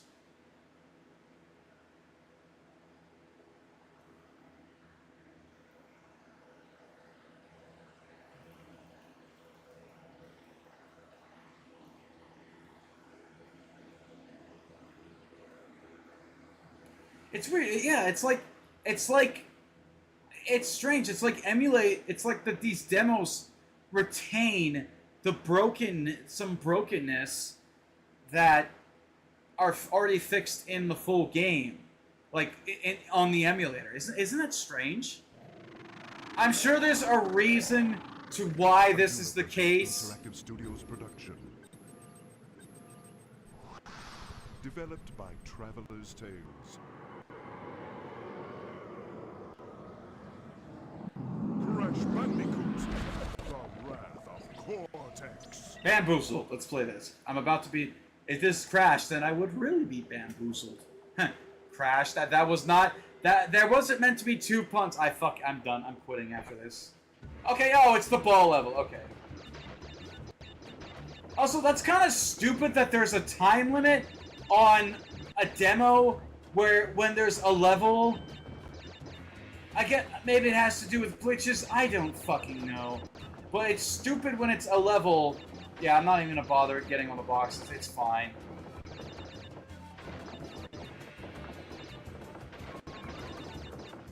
Oh yeah, so this is a new gimmick for Crash Bandicoot 4 that did not exist in any of the other games. These ball levels. And they're actually quite good. They work, they're responsive. You know, they have just the right amount of like control in them. Momentum, everything. Oh. Oh!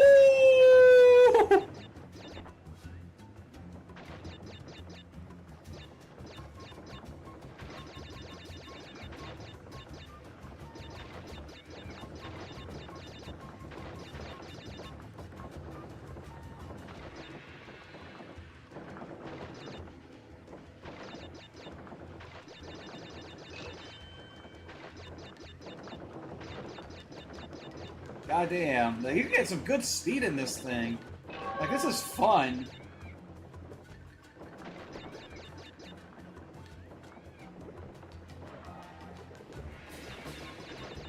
Oh, nice.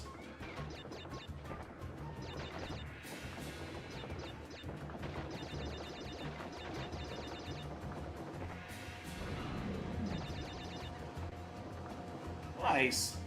I mean, that level was quick, but I mean, there was an option. There was a second path. All right. Yeah, no. Crash Wrath of Cortex is pretty good. It just has some bad levels, like really levels that could have been good, but just so flawed. All right, Time Splitters 2. This is gonna be a video, isn't it? No, it's a game. Holy shit! I need to play. I never played any of like the Time Splitters games. I've started playing the first one, but is the first one only 3 levels, or that's just the level select? I have no idea. But yeah, I'm again OCD nerd. I know the second one is like where it's at for a full like game, and I also know the. In the research center without security clearance. I'm telling you, I heard gunshots. They're killers if they find out. Come on, coward. Anyway, I also know the stupid story with the developers. So basically, The lights. Stupid torch does not mean it's handiwork.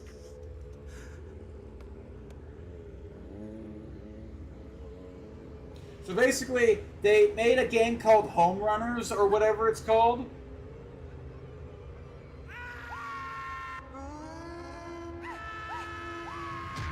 Oof. They made a game called Home Runners or something, or not Home Runners, Home Front, and they said, hey, if this game doesn't do good, Time Splitters is done, which is dumb because they have nothing to do with each other. But what do you know? Home Front didn't do good, and now we have no more Time Splitters games, which is so fucking stupid. However, someone's making like a remake, or is it a sequel or something to Time Splitters? Like a fan remake, and it is called Time Splitters. They're not selling it. They're just, you know, free game.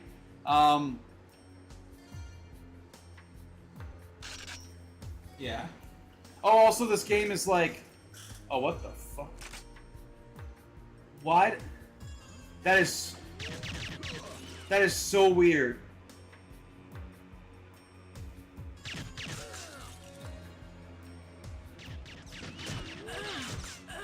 Yeah, this is GoldenEye.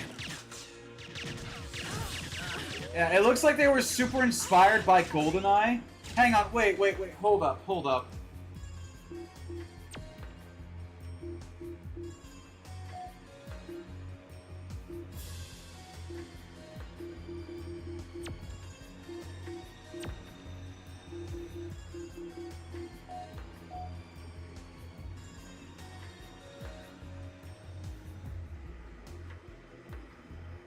That is...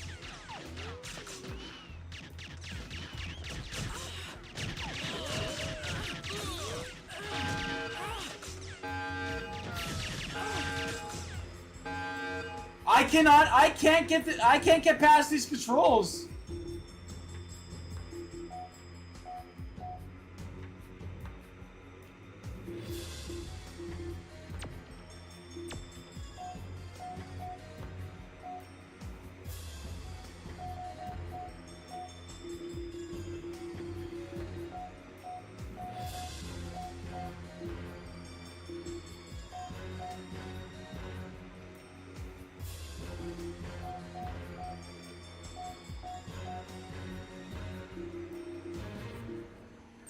Okay.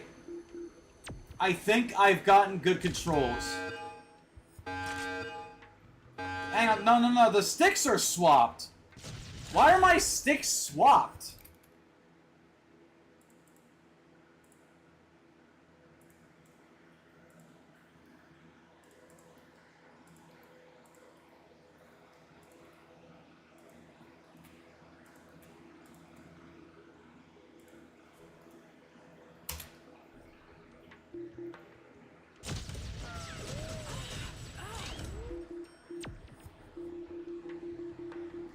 Oh! Oh my god. Okay.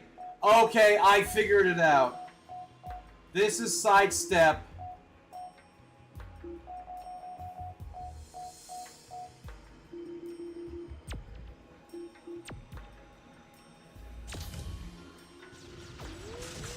Oh, but I need to be able to look left and right. And turn. Got it. There we go. There. You see why I was having so much trouble? Restart game. Yes. I did absolute. There we go.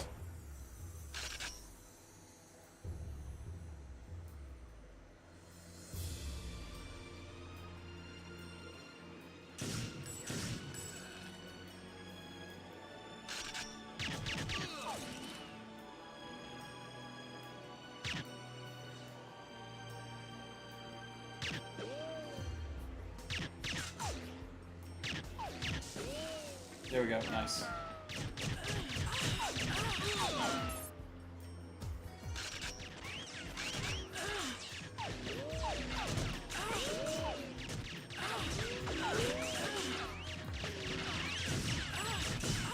I'm doing so bad. Don't use the sniper rifle.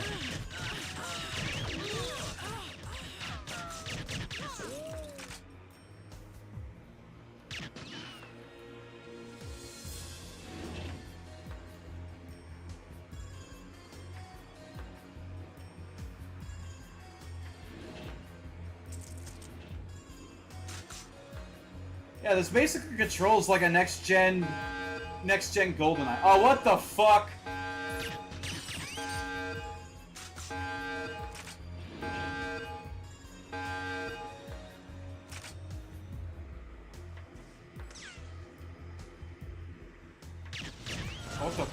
What the fuck? Oh, there's snipers!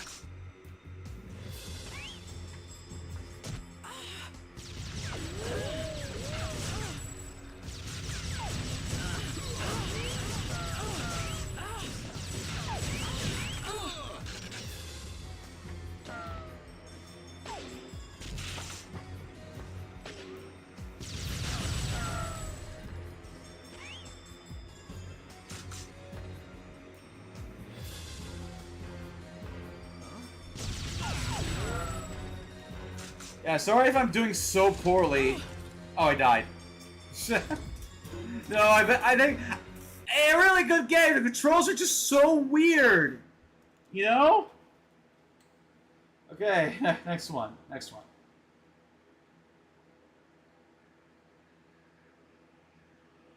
Jesus Christ. Okay.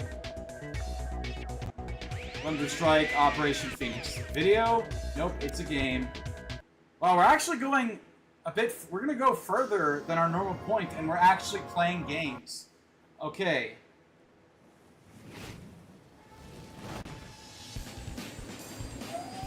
Yeah, helicopter. Don't watch this, because I feel like we've already seen the trailer for it. We've also seen a lot of videos already. God, it's 7 p.m. already? Well, that's what happens when you sleep half the day, and then have stuff to do. Okay, let's see. Yeah, no, is this the one that we saw in the other demo disc that was, like, fucking cool? I think it is. It is. Okay, cool, so you can get up here. Oh, shit. Oh, those are... Those are...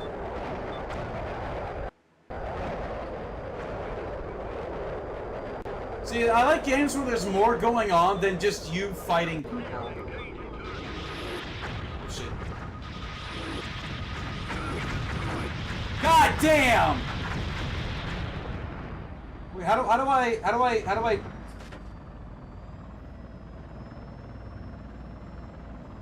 What's up with these games having weird-ass controls? So, if I holding up on the right analog stick makes you go down. Which I get is helicopter controls. Like...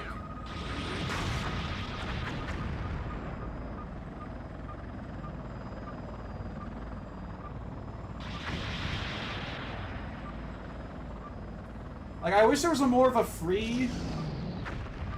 Okay. That's... Shit. Shit! That's 2 demos back to back that made me look like an absolute dumbass. Fuck! Arriving? Okay. Oh, we don't even get a second chance! Should I just try again? Oh, whatever. Let's try again.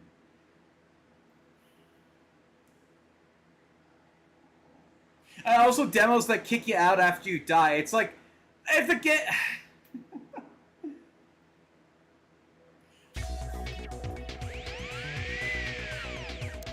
Actually, do I have...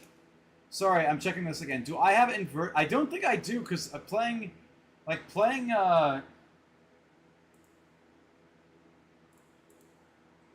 Not inverted. Got it. Okay. Okay. But, okay, you see all these controls? Activate radio command. Fire... Move camera. Use left stick. Okay, so I guess that's the some kind of free look. Fire selected machine gun, toggle weapons, camera, zoom out. Okay. The animator was paused. that doesn't help.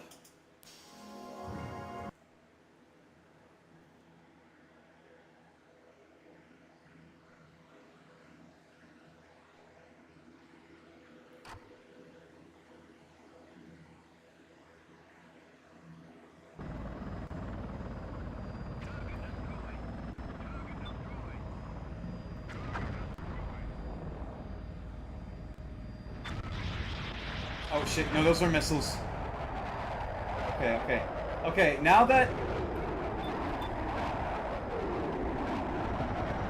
Okay, so there is a free lane. Oh, yeah, we have a time limit! Nope, nope, nope.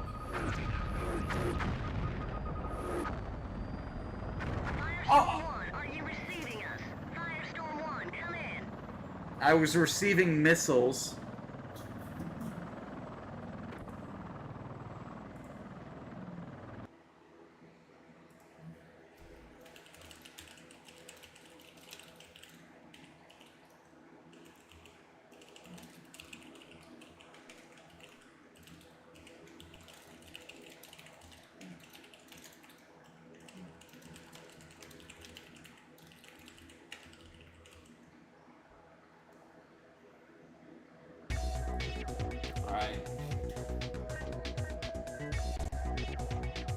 let's check. There's no way this is a game. The PS2 version of Half-Life. Okay. Hopefully I don't control it like a complete fucking dumbass. We'll play on normal because we're on stuck in controller. Do I need to say anything? Okay, so that other demo, that was cool. This is gonna be way cool. A demo with... We just sent the sample down to the test chamber. We've boosted the anti... I forgot? Wow, you actually could... They let you quick save?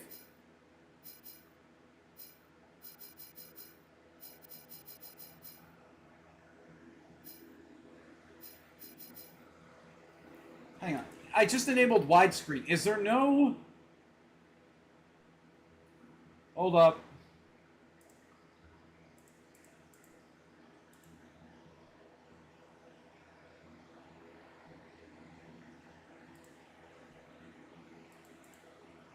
Does it not go to widescreen, or...?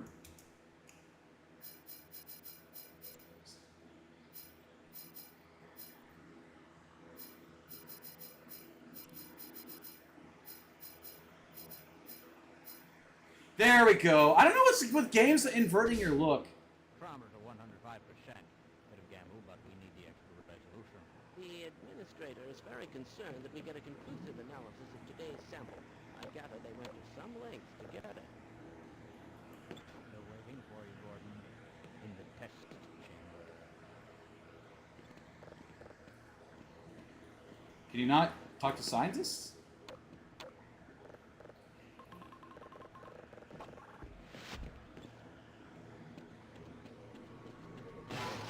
It's about to go critical. Yeah, I forgot how improved the models are in this game.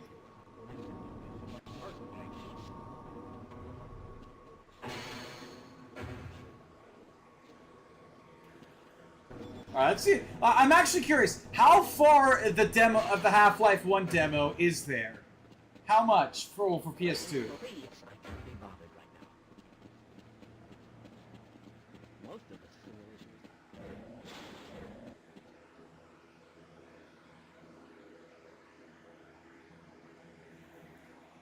I'm afraid we'll be deviating a bit from standard analysis procedures today, Gordon. Yes, but with good reason. This is a rare opportunity for us. This is the purest sample we've seen yet. And potentially the most unstable. Now, if you follow standard insertion procedures, everything will be fine. How you can say that, although I will admit that the possibility of a resonance cascade scenario is extremely... Gordon doesn't need to hear all this. He's a highly trained professional. We've assured the administrator that nothing will go wrong. Yes, you're right. Gordon, we have complete confidence in you. Well, go ahead. Let's let him in now. Alright.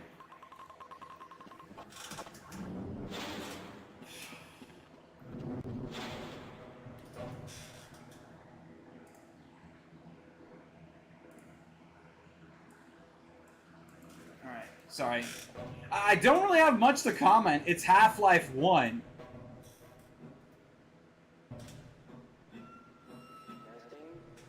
Testing.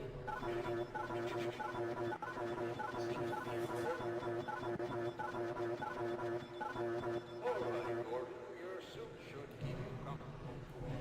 The specimen will be delivered to you in a moment.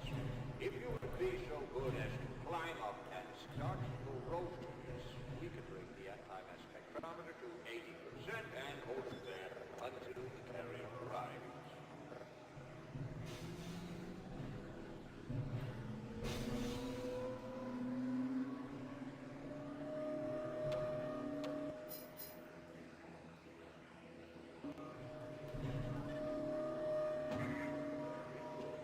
Oh, what? I can't jump in there? Oh, that's bullshit. Oh, that's what's happening! It's to make crouch jumping easier so you could just hold the button. Oh. Stage 2 emitters activating now. Gordon, we cannot predict how long the system can operate at this level, nor how long the reading will take. Please work as quickly as you can. Overhead capacitors to 105%. It's probably not a problem. Probably, but I'm showing a small discrepancy. Well, no, it's well within acceptable. Sustaining sequence. I've just been informed that the sample is ready. It should be coming home to you any moment. Hang on, I should, yeah. Get my health back. Sorry. I know, I just fucking, the Half-Life 1 thing takes ages to get through, I know. Take it from here. Power to stage 1 emitters in 3, 2, 1. I'm seeing predictable phase arrays. I was gonna say, this game does not look so good for a PS2 game, but I think that's just because, like, obviously there's no, it looks better than a PS1 game, it's more detailed, and, but yeah, this game also came out in 1998, so it makes sense why, like, texture-wise it's behind. Work as quickly as you can. Overhead capacitors to 105%. It's probably Yeah, this is surprisingly smooth, even the analog aiming is kind of, isn't too bad. no, it's well within acceptable. Sustaining sequence. I've just been informed that the sample is ready. It should be coming home to you any moment. Look to the delivery system for your specimen.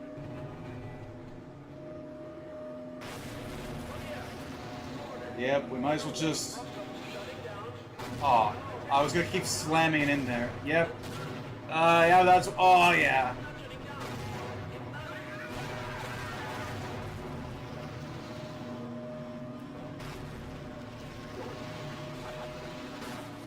Oh my god, what's happening? I also, a lot of people know this already, but Half-Life 2 was also supposed to have a Dreamcast port, but it was unfinished. But you can play the the unreleased build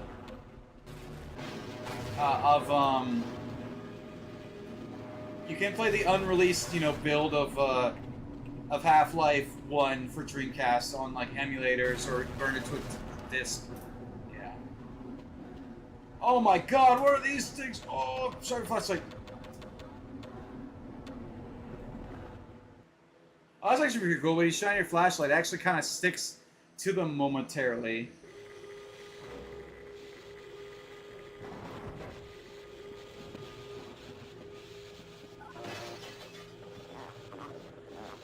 Now's a good time to use the quick save menu. Yeah, thanks.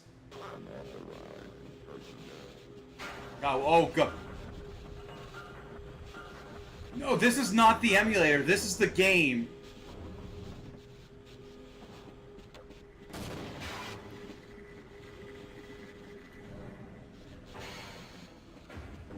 Right.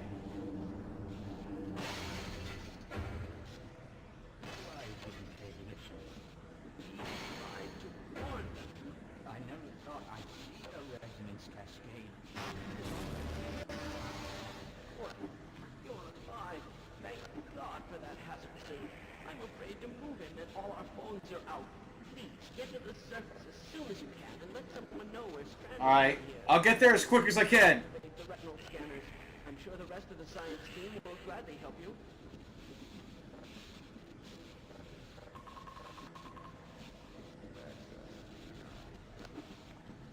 Wouldn't you like to get one of these blood? Yes.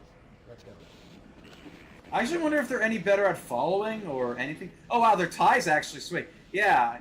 I forgot how much of an upgrade their models are compared to the original Half-Life.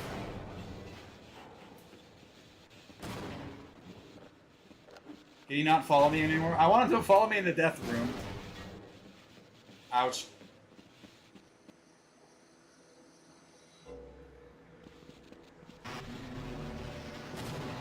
Nope.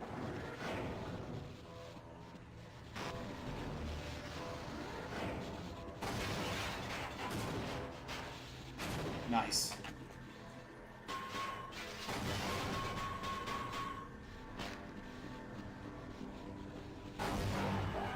Do not use. Oh.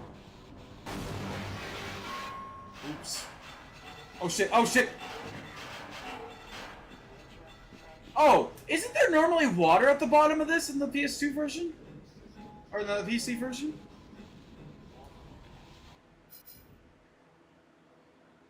Okay. Okay, trying this again.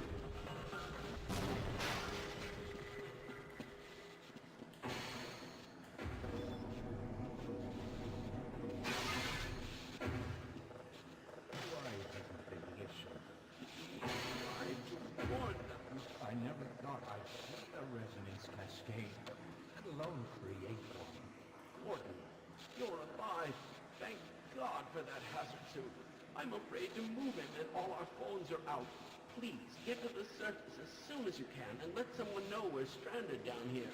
You'll need me to activate the retinal scanners. I'm sure the rest of the science team will gladly help you.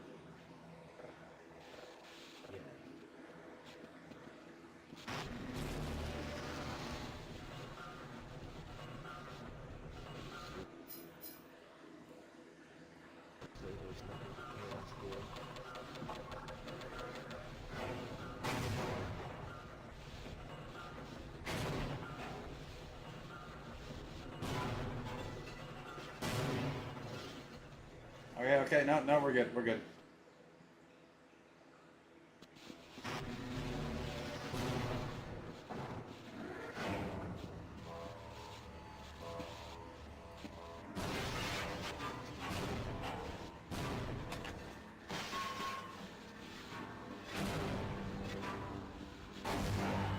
All right.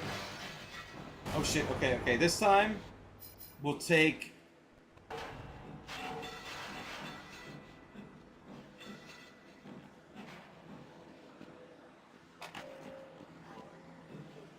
There we go.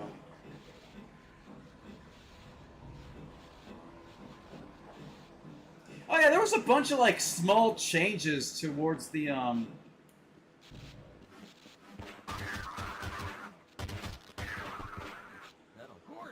man, am I glad to see you. What the hell are these things? And why are they wearing science team uniforms? I forgot how freaky. Did they improve the model? Yeah, we might stand a better chance if we team up. Yeah, I know they changed like a bunch of stuff, like these posters, like random assets.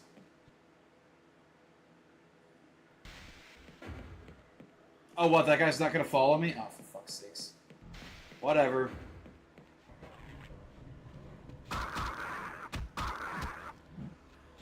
Wait, how do I...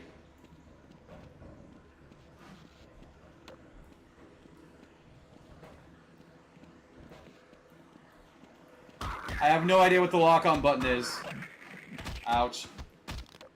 Hey, now get the fuck over here, you bitch.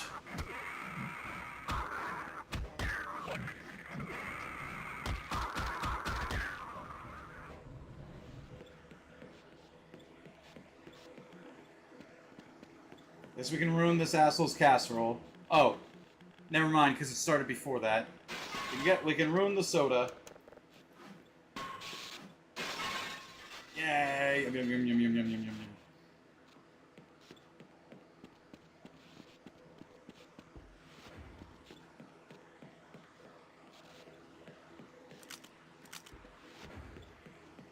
Wait, this is Barney's locker, right? No, Gerd. Guthrie just has ammo?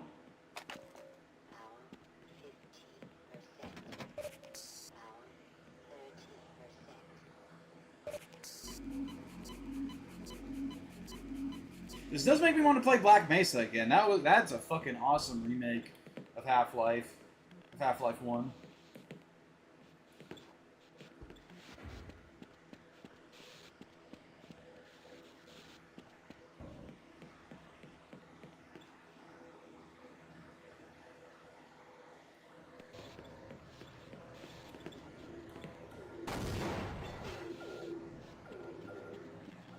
Well, fuck this. I'm taking the tram out of here. Wait, really? Is this... Is that... Did they not make the scene, or is that part just inaccessible in the PS2 version? I feel like that's just in the demo.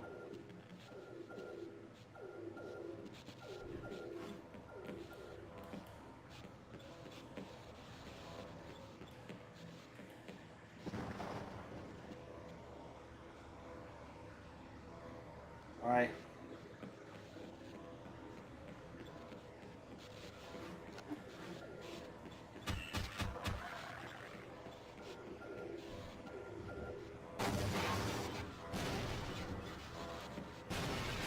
Okay, I can see why they didn't really upgrade this anymore, because... Get him! Yeah, you did it! No!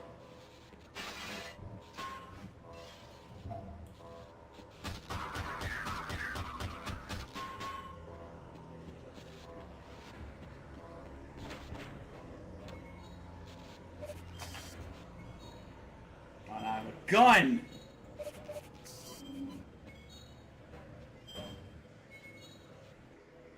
Hell yeah.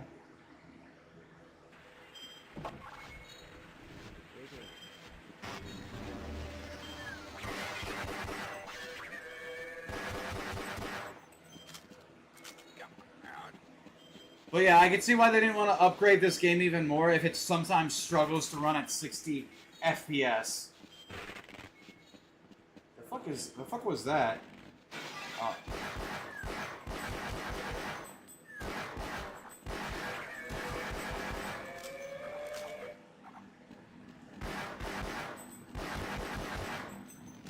I will say this, aiming with a game, playing a game that you normally play with a different control screen, like a mouse and keyboard, and then switching to another one will always be fucking weird. Oh. I don't think that scene... Oh shit, nope. Wait, what? No, you can't take the game away from... Fuck off! Fuck! Wait, what? Why did it jump me to Office Conflict? Oh, were they just ending... Okay, they gave me shotgun ammo, but no shotgun.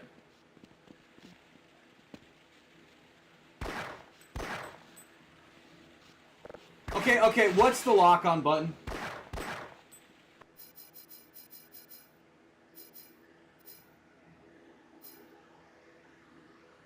It's circle. So you can move and shoot.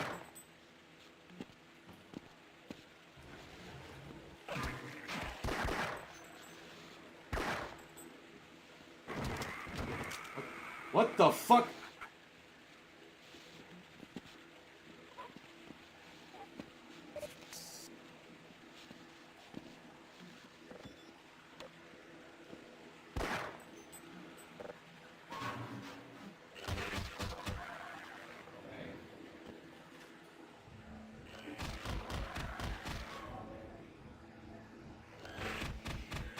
It would have been a cool move to upgrade this game's flashlight to be actually dynamic instead of just having a spot of light, but I get it. That probably would have absolutely choked the shit out of this game for not being the source engine. That's so weird though, it just jumped.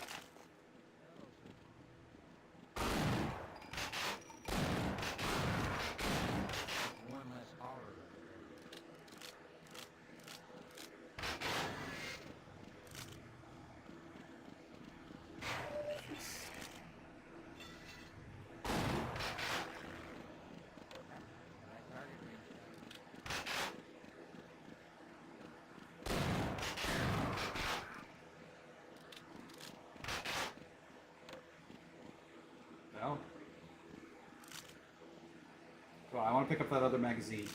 Yeah. You know what? Maybe there's like a time limit for each area. And then it jumps you around after you've like done some things, you know? That is my only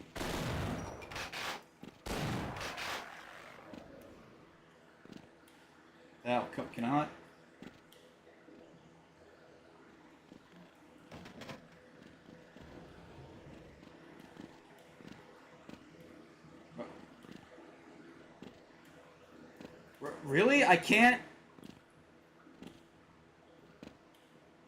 Really?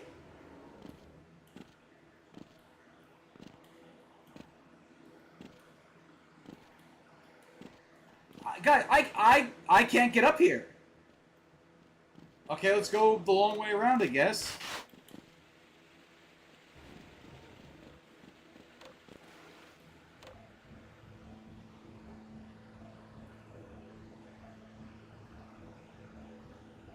Holy crap, we've actually reached 2.5 hours for the for the demo demo this stream. God damn.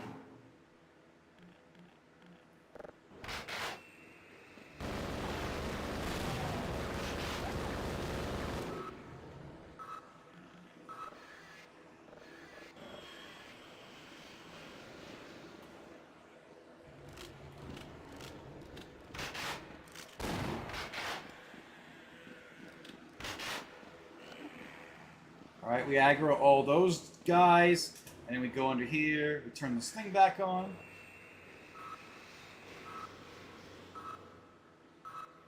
Yeah, we wait.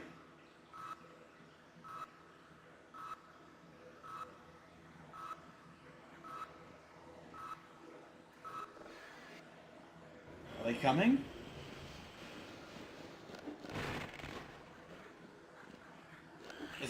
Is their AI possibly dumber than what it was in the original?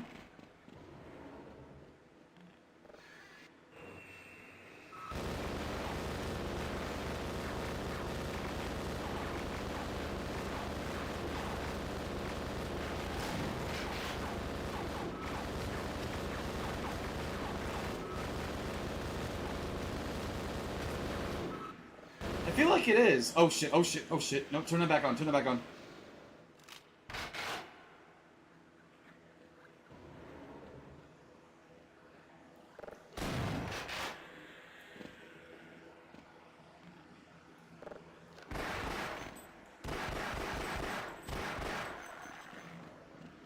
Also, this lock-on feature isn't too great. I mean, it's definitely going to be fine, and probably, you know, you're probably gonna want it when, like, the Marines and shit show up, because those are some tough bastards.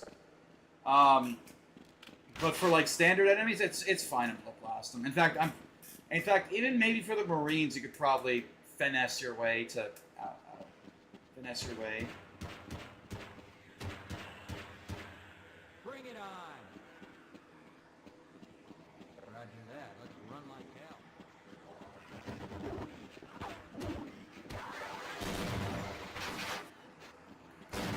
Okay, and these guys. Okay, so it has use.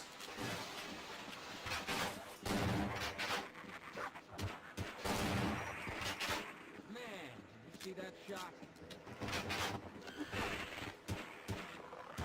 Shoot him, Barney. Thanks, Barney.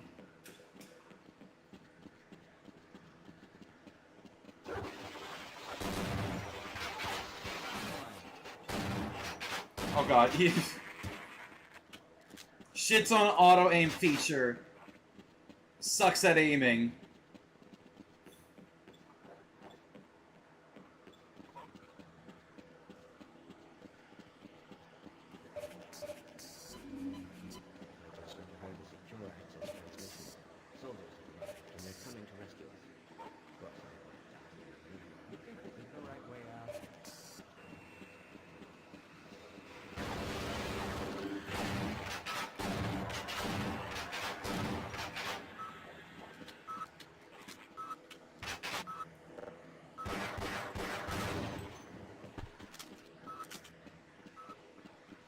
Oh, no, it's like... Is that it? Okay, so I guess when you get to a certain part, it ends. Yeah, that's what it feels like. Wow, it really likes to jump you around. Holy shit. But, again, to be fair, like, it makes sense because the game was already done.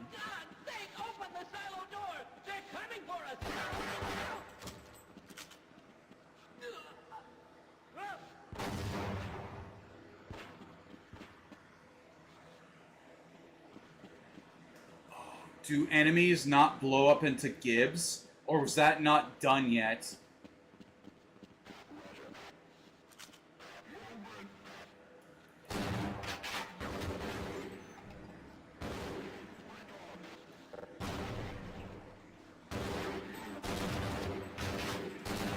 Give me that. Give me that. Thank you.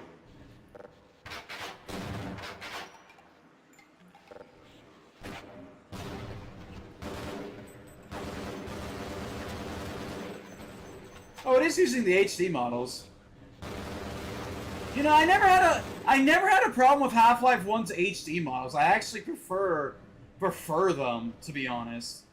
And I know that's gonna be absolutely blasphemy, but I don't know. I like the machine gun the soldiers, the HD model for the machine gun the soldiers have compared to the whatever kind of SMG they're using. So yeah, no, again, yeah. But that's fine. That's just what I prefer. That's just what I prefer. I'm not saying they're objectively better or worse. Oh shit.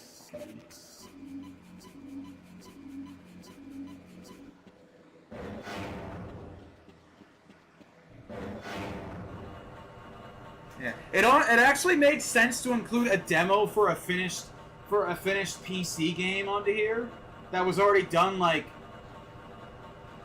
when Half-Life come out, 98, 99. That was already done for that was already been released a few years ago, because, well, PC gamers would have never...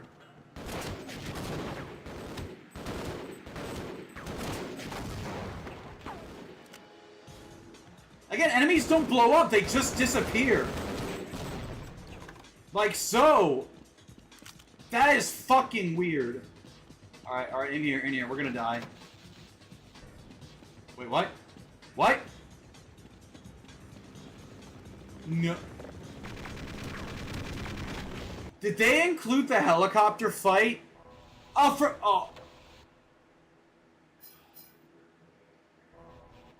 Alright, well, we're done. We're good. Yeah.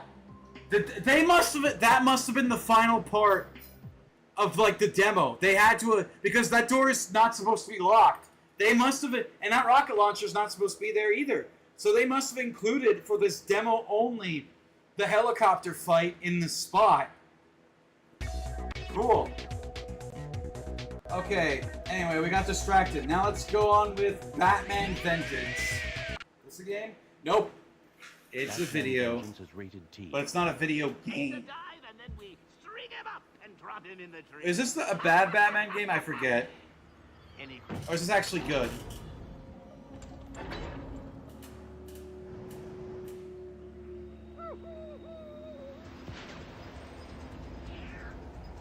In a city on the brink of chaos, where one evil falls, vengeance shall rise.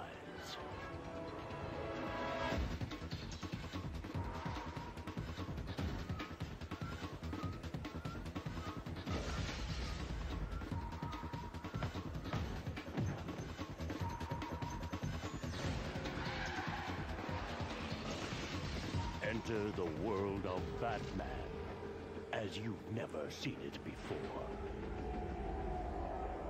Okay, it actually seems like a pretty cool game. Hope is death. I definitely would have loved this as a kid. The aspect ratio is for that for that part was wrong. Okay, Pro Skater 3.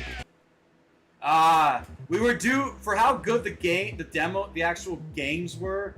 We were due for more videos. And again, this must have been pretty hyped to you know, play Pro Skater 2. Like, oh my god, next gen Tony Hawk. Yeah. All I can say is it's more Tony Hawk Pro Skater, and that is a good thing.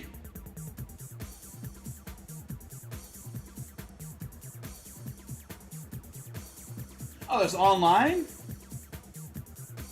That's actually pretty fucking cool.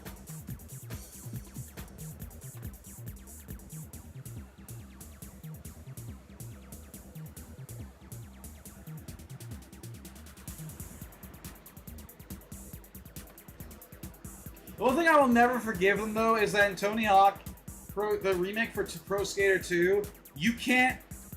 There's no unlockable Spider-Man. They really should have talked to Sony about that. I feel like they could have convinced... It would have been easy talks. Unless Sony wanted, like, too much money for it or something. I don't know. Okay, Splashdown. Are we ending off at a game? Nope. Signing off on the video. Well, hey, we ended off in Half-Life 1. And I got definitely does not compare to GameCube's Blue Storm or whatever it's called.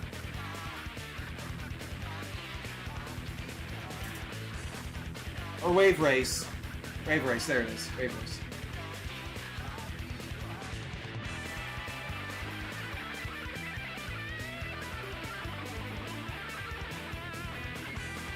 No matter how good you make your jet ski racing game, Wave Race, Blue Storm will have the sarcastic announcer. And that is something you can never take away. And that's it for PS2 Demo Disc number 3/53. Thank you guys so much for watching. And this has so far been the best disc. I mean, Dynasty Warriors 3, SSX Tricky was good. Final Fantasy X, Crash Bandicoot. I mean, we had the good parts of Wrath of Cortex at least. Time Splitters 2. I just wish I played some of these games better. Half-Life. We had some awesome entries in this, and this is by far the best demo disc in terms of games content. So yeah, definitely worth it. Anyway, I'm gonna get off because it is almost 8 o'clock. I haven't done anything today. I have done nothing. I have done absolutely nothing today. Like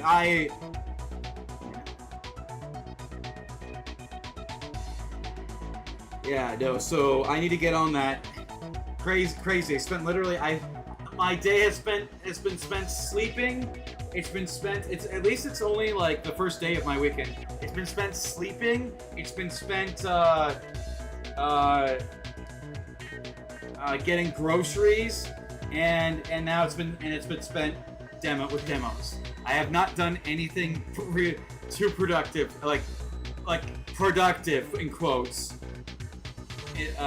today, so it's crazy. Anyway, but yeah, thank you guys so much for watching. We might play more another demo disc tomorrow. We'll see. But as always, take care, and I will